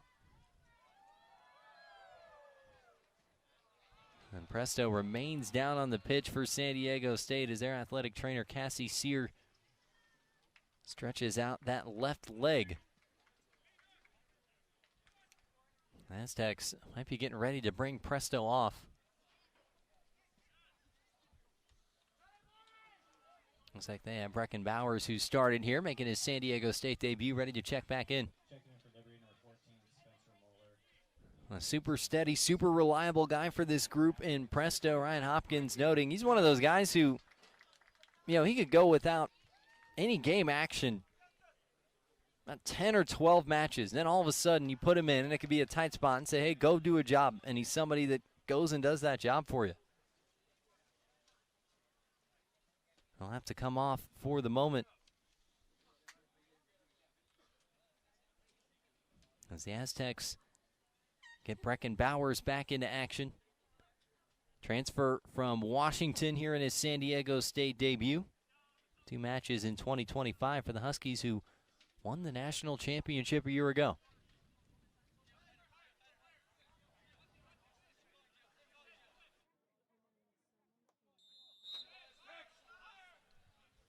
So a drop ball, and we are back into play.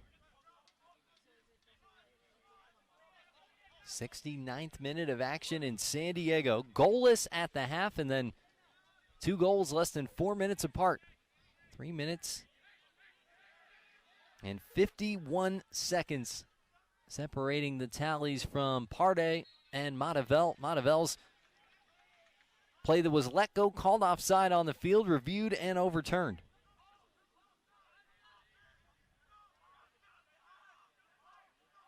A free kick for the Aztecs here. They're going to let Boldrini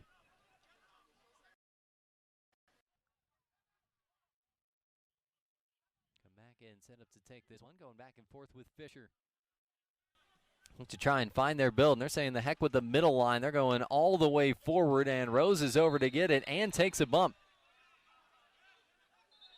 Usually not a lot of leeway for that.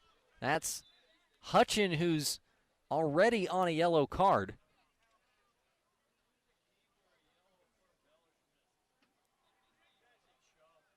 That would be a lot to give a second yellow for that.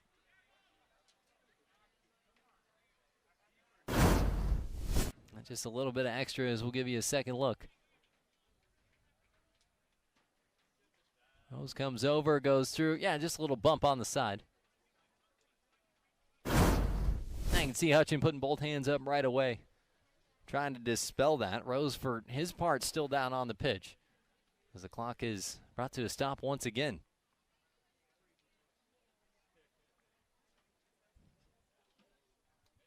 So Diego Garron from the Liberty Athletic training staff out to check him out. Turned in a nice debut for this group so far. A little bit of calmness, and well, can't be overstated when that first big chance of the match comes. You go there to meet it. He had those 2 really solid saves in the first half.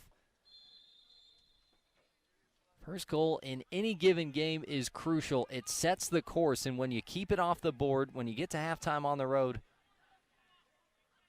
goalless after a couple of good stops like Rose had, that's a difference maker. He's really solid technically. Scott Wells likes the leadership that he brings to the group. Also a good European background for the native of Leeds, England.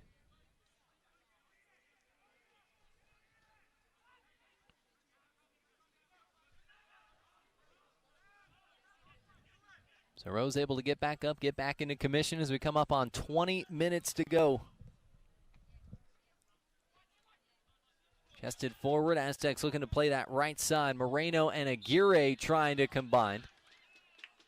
Okay, grab and a hold that time, and that one goes against Grayson Moreno.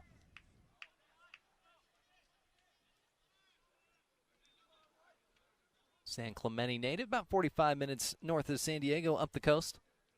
That started out with LMU in the West Coast Conference last year, 11 appearances and 5 starts. Came up at one point with 2 assists over a 3-match span for a Lion group that had to contend with an absolutely stacked West Coast Conference. San Diego, Oregon State, Portland, all featuring as really solid teams a season ago.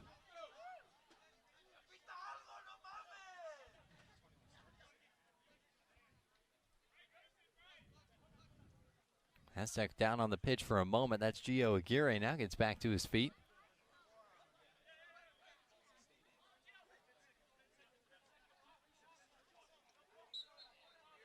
Header to take it back off the throw, and then Bala knocked down, and it's a free kick.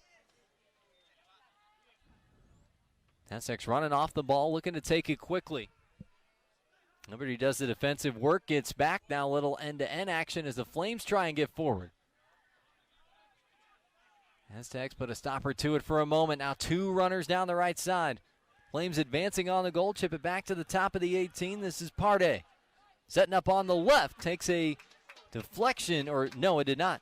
Aztecs in a good position and see it out for a goal kick. Partey had that first goal a little while back trying to double the money there.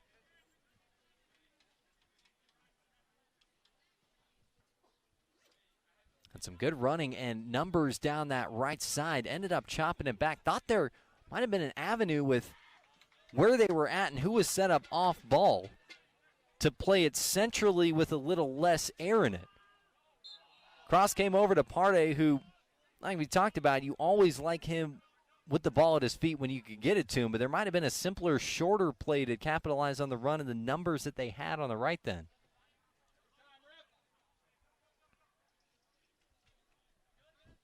But it's continued to be fairly similar in the build and some good positivity when this match has been open and flowing, with Liberty getting forward, playing direct when they find the right avenues for it.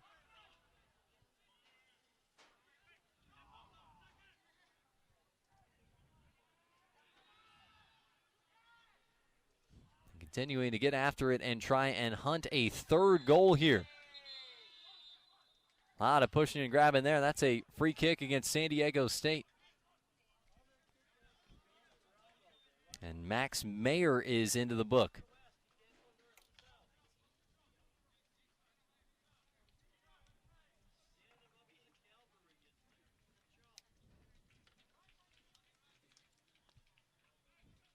So extra pushing and grabbing that time from Mayer as he had turned Ochang around. Another bit of stoppage. We may have had more clock time in terms of clock stop than clocks run so far. I don't have the official numbers on that for you.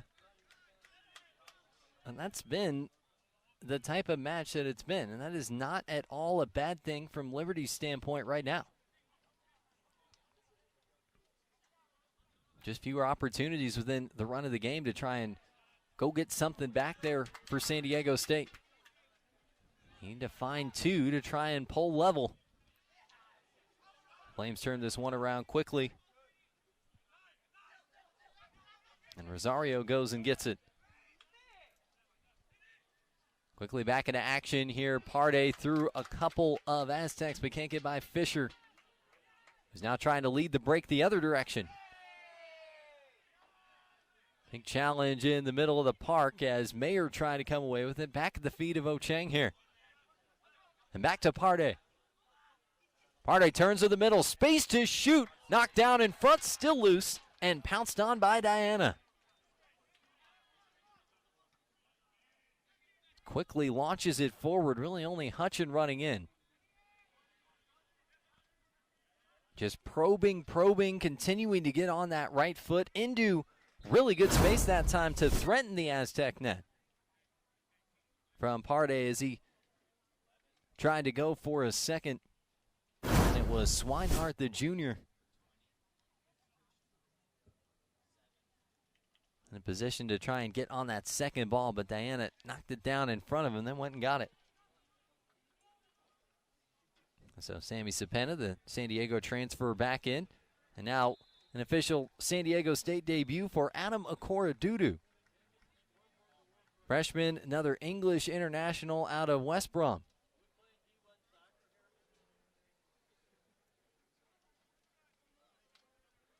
Seven goals, 3 assists across 19 matches for the U18 squad in 2025-26. And now some sprinklers going off behind the play, so the facilities team will have to scramble in the action right at 9 o'clock on the nose. So it will come out, and it will be a little more slick on that defensive side of the pitch for San Diego State.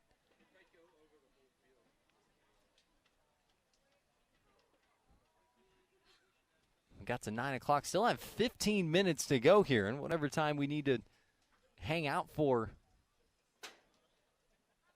while these sprinklers continue to run. Yeah, it's part of some of that early season coordination. Oh, yeah, hey, we're playing soccer again. That's right. We got to hold those things off. Put the brake to the water park, and, well, got them turned off behind the goal. Now they're happening along the far sideline here. And the near sideline joining into action. We can round it out. We get the middle in, and then we got They're like trick candles right now. Some go out, and then others start cropping up everywhere else.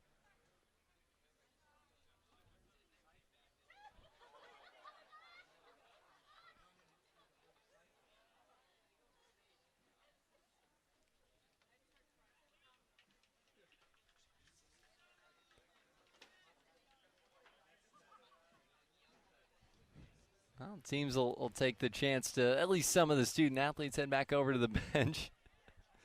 Pick up some water here.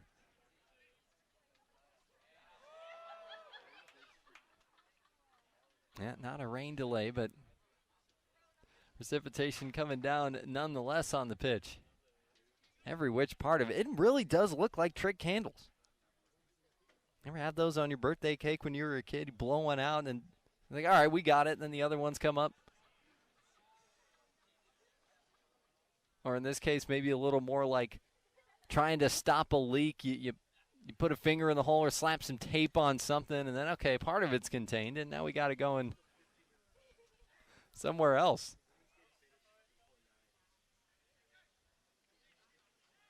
Now we saw women's soccer play here last night. We were here until about this time. I think closing stages of the match are until after it.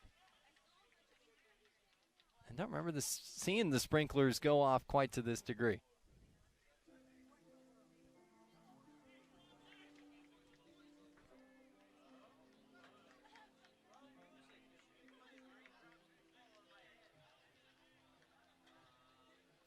It's feeling like the hydration breaks during the Men's World Cup. Teams full taking an opportunity to go and do that now.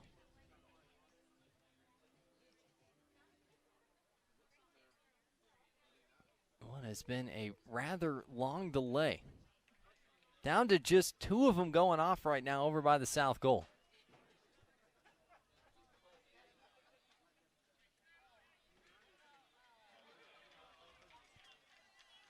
So those 2 go off, then back onto the north side goal. I'm telling you, there's something to that trick handle thing. There is the whole system in one go apparently can't be shut down. And I'm not going to purport to know anything about facilities or how all this works and what you have to go and do. But every time it looks like they're all done and we finally got the last ones out.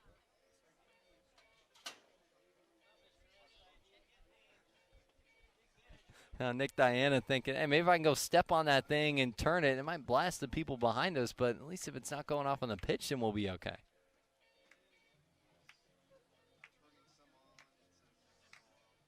Oh, man, this is entirely too long for this to be going on.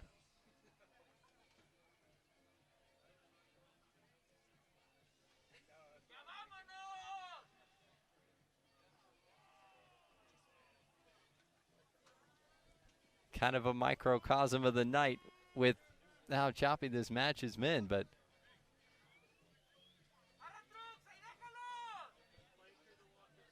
I am beyond out of stuff to say right now. We gotta go back to the notes. We can't keep living in this dead air.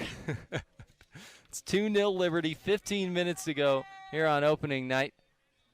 It sounds like we're going to go ahead and take a commercial break. Maybe that'll do the trick for the Sprinklers. We'll see if they're still running when you come back on Pac-12 Network.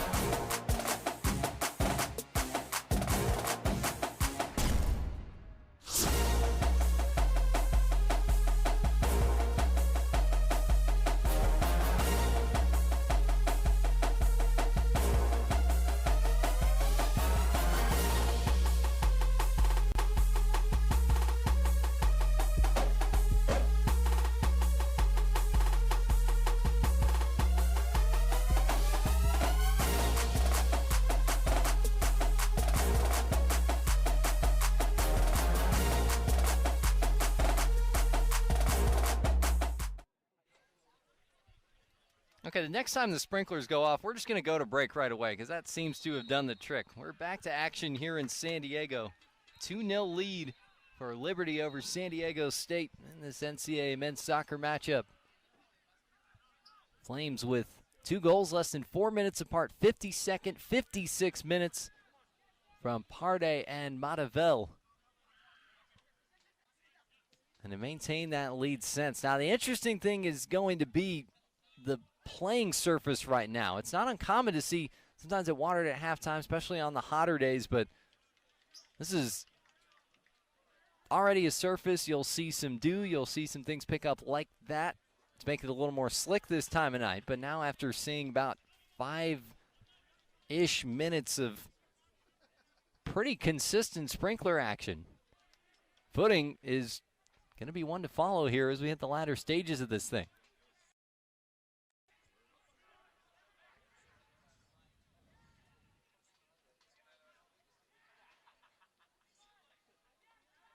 Flames corral it in the middle of the park. Muller, one of the 4 returners from last year, trying to find their way forward. Had the looks of something dangerous there. San Diego State one possession back, but the Flames win it back quickly. Keep it playing up that right side. Was looking for a run there off to the right that didn't end up materializing. It was Swinehart trying to pick out Castro. So the Aztecs, they've been a little more apt to do, down 2 goals, playing long. Forward for Korodudu, streaking in on goal, goes down to the pitch, and they say nothing doing. Was running in between a couple Flames, took a little bit of contact, went to ground, and I thought live that there wasn't enough in that to give away a penalty. I think no pen was the right call on the pitch. We'll check it out one more time. Trying to split a couple defenders, just have them walled off. A little bit of a grab. I mean, there's enough contact there, yes, but penalties typically aren't given for that. Did give a grab of the shirt, though, and now they're going to come over and have another look. I was a little more convinced seeing that replay than I was live.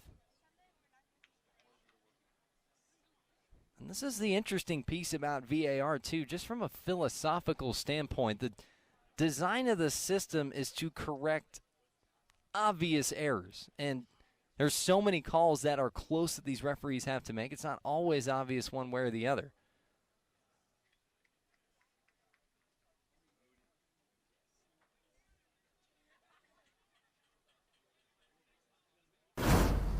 But yeah, a grab of the short side time. I think there's enough here to constitute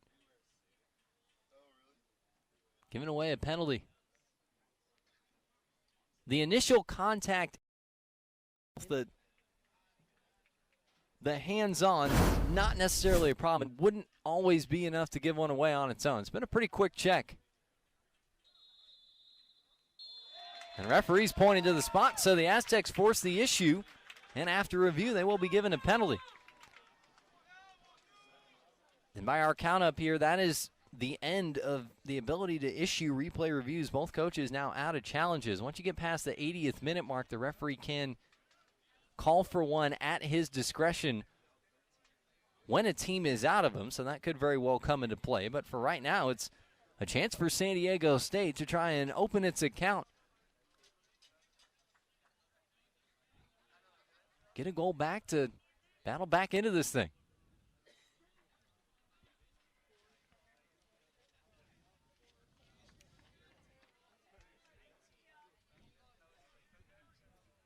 Jonah Kawamura step into the spot.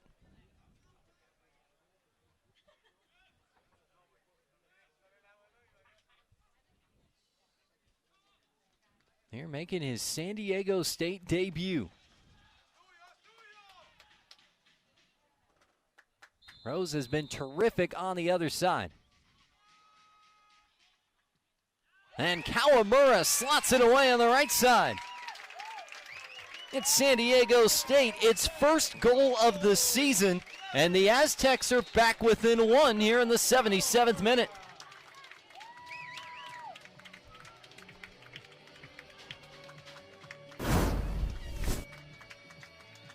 Eyes up, eyes up. Nice, easy finish there into the corner from Kawamura. Was looking to see what Rose was going to try and do. Spotted up where he was going. And the native of Honolulu on the scoreboard here. First goal in his first match with San Diego State.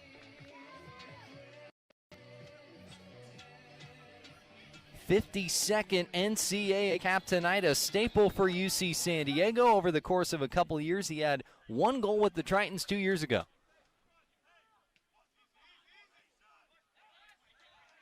So his second NCAA tally, and the Aztecs, who, well, despite all the stoppages and everything else that's happened, have had some positive play here as of late. Here in this one, it's Liberty 2, San Diego State 1. Flames find some space on the right side with Castro. Sets up on the right, chips in across, looking far post. Headed behind him that time by Fisher and away by SDSU. So we've seen the goal called offside on the field earlier tonight for Liberty overturned. Then we saw no penalty given. Successful challenge for San Diego State, resulting in a pen, leading to the Kawamura goal.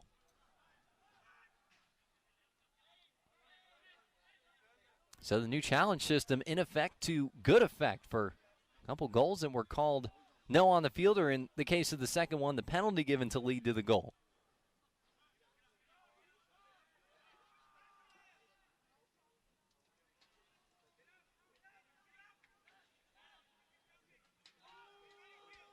Liberty set up three along the back line here. Middleton gliding forward, takes it to the midfield line himself. Excellent control from Partey. Off and running once again. Partey sets it up centrally. Middleton trying to scoot it across. Good control, left-footed shot blocked away. Second effort gets through and kept down by Diana. Got to see some of the footwork and that great play by Partey to keep it in a moment ago.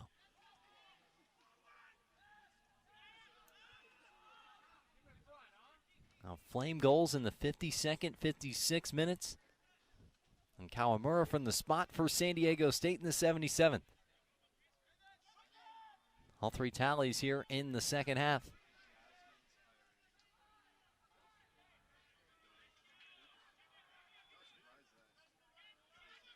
Flames running forward once again, setting up with it here on the right side. I'll step over looking for a cross, sent out of play, throw in for Liberties. We check in with Megan. Thanks, David. We have seen SDSU get a bit more opportunity in this second half, and one of those players that's really created the opportunity is freshman Gio Aguirre. Now, what's interesting about him is he actually graduated high school early to join SDSU in the spring and play with the team, giving him a bit of an advantage having a couple extra months. Coach Hopkins said that he is definitely a star standout player of the newcomers and is already making an impact on the field. Back to you, David. It was a bit of an experiment for Ryan Hopkins in this group, and he said, man, it's one that went really well. Liked what we saw in the spring. We liked getting Gio acclimated. And it's a first opportunity to see what you have with a new group going into a new season. There's a ton of value in that spring campaign. And it's a story that you start to hear more and more. Student athletes graduate high school early, come in, get some training in, get a head start.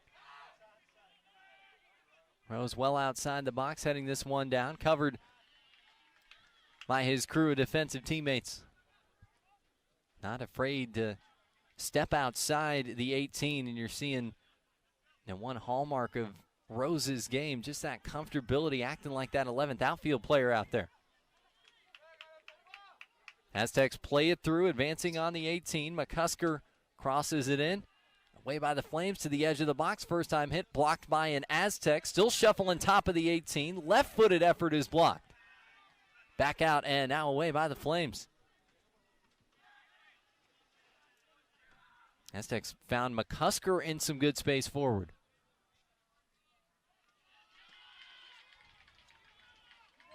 Threatening in on the 18-yard box once again. This will end up back for a Liberty throw in. Just like that, we're inside of 10 minutes to go.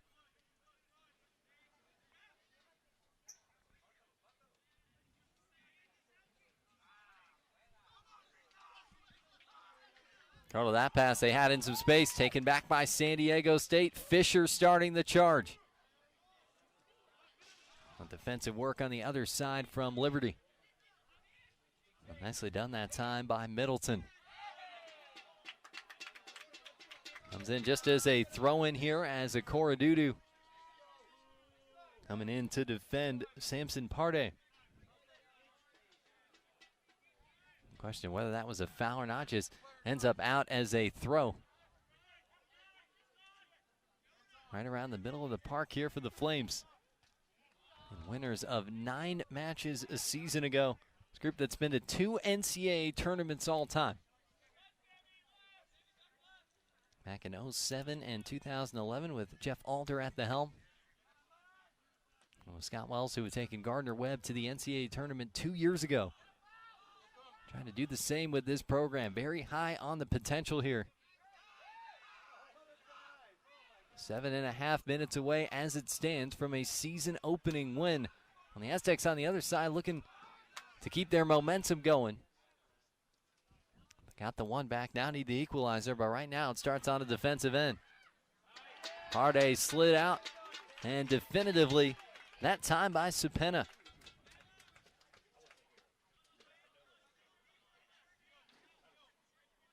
Doing the defensive work there. He picked up his first career assist against San Diego State in a match back in August of 2024. Owen comes into the block, body hits the deck. Not too much contact that time from Swinehart. So the Aztecs win it back and quickly look to try and play end-to-end. They'll do it here through Huggins.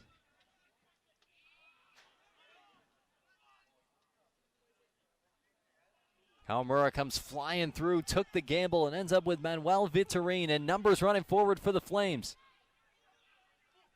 Shots on here, and hands to it from Diana. Good effort from Castro getting free up the right side.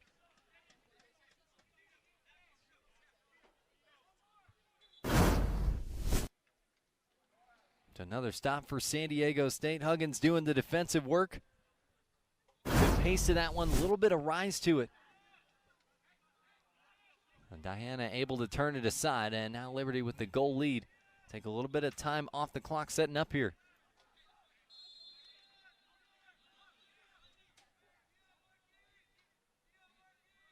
This is Jaden Ramos, another of those returners in on the corner. A lot of loop to this one, going for something fancy. It's going to end up off the mark. Muller trying for the style points finish.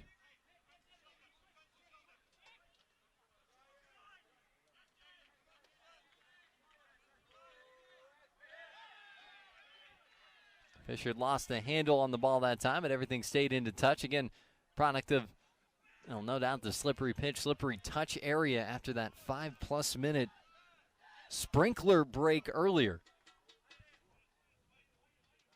Kind of saturating the pitch for the final quarter hour of this match. Boldrini dribbling through some traffic, giving some space in front, rolls it forward. Still free down the left side for San Diego State. Turned the corner, sent out of play as Bowers was the last on it for the Aztecs. McCusker getting involved in the action as well. And San Diego State wins a corner. 5th corner of the match for the Aztecs. They've got 6 shots. 5 of them have been on frame. They've been accurate when they've gone for it. And it's going to be Cepena taking it from this side.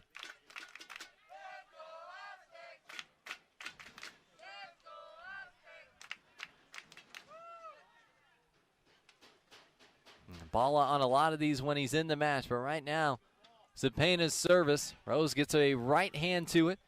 Aztecs trying to serve it back up into the mess. Decent pace to that ball. Now the hit's on, and it goes wide. Fell in a really good spot to the corner taker, Cepena. And then pushed it wide of that near post.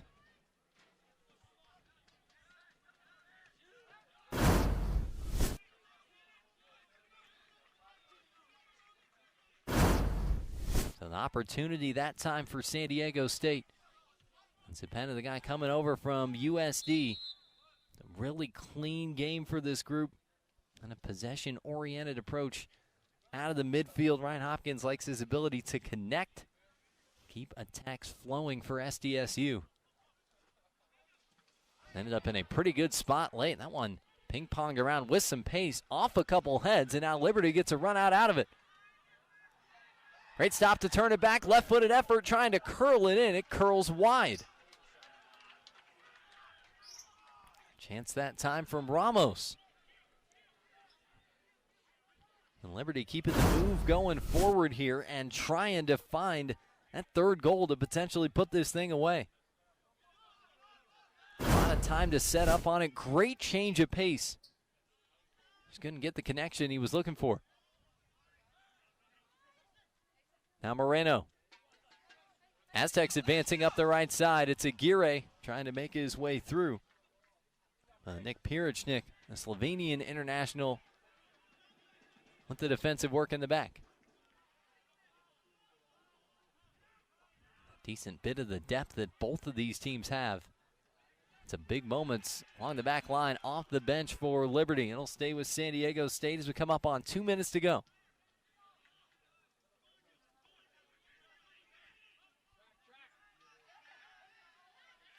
Kawamura battles through traffic. Keeps San Diego State on it. Needs some help with the Aztecs pressing numbers forward. Great play by Kawamura to keep it going. Can't hang on to it as Muller sends it back up the pitch. Less than 2 minutes to go now as Boldrini restarts the attack. Goes out that time off of Huggins, who smashes it out in frustration.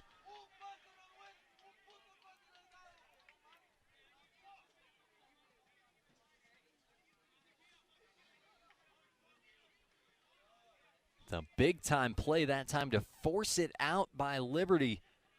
Looked like the Aztecs were primed to reload and get going forward once again. Huggins back on it here. He'll have to back this thing up.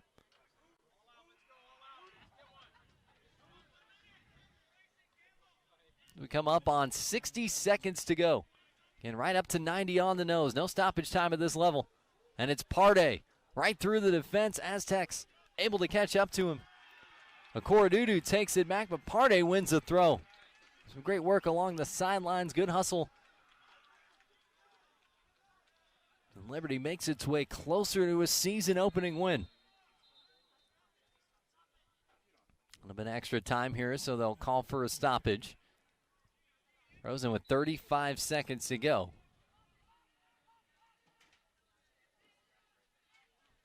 Get it in, play it over toward the corner flag. Now look, they could lead to an attack that goes out off of San Diego State, and that should allow Liberty to just about see this one through.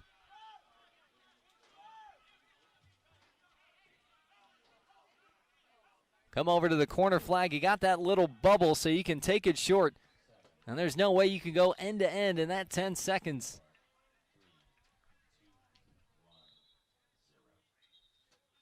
And it looks like, well, even as the final seconds ticked off, it was Michael Almeida calling for a stoppage. He's communicating that now to the fourth official. I think he did with about 89:50 on the clock. And that is what they'll reset it to here. So Liberty will be able to play this thing in short, start out this West Coast swing with the win, and Scott Wells will pick up a win in his first match at the helm of the Flames.